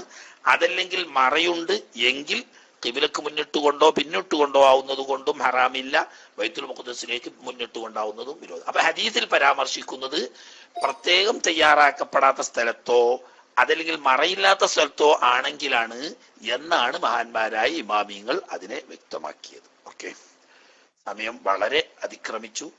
4444 സ്വലാത്ത് ചൊല്ലി പ്രത്യേകം ദുആ ചെയ്യാൻ വേണ്ടിയിട്ട് ജബ്ബാർ മണ്ണാർമല എന്ന ആള് അറിയിച്ചതായി ബഹുമാനപ്പെട്ട തെക്കുമൽ ഉസ്താദ് പറഞ്ഞിട്ടുണ്ട്. സമയമല്ല, പെങ്ങളെ കെട്ടിക്കാനുണ്ട്, വയസ്സ് കൂടുതലായിട്ടുണ്ട്, കല്യാണം ശരിയാവാൻ വേണ്ടിയിട്ട് പ്രത്യേകം ദുആക്കാനാ. ഞാൻ ചുരുക്കുകയാണ്. അല്ലാഹു സുബ്ഹാനഹു വ തആല ആ സഹോദരൻ ഹബീബ് സല്ലല്ലാഹു അലൈഹി വസല്ലം തങ്ങളുടെയും അടുത്ത ആലുഹുൽ ബിത്തിന്റെ മേൽ ചൊല്ലിയ സ്വലാത്ത് അല്ലാഹു തആല കബൂലാക്കുമാറാകട്ടെ. ആ ഹബീബ് സല്ലല്ലാഹു അലൈഹി വസല്ലം തങ്ങളുടെ ഹക്ക് ജാഹ് ബർക്കത്ത് കൊണ്ടും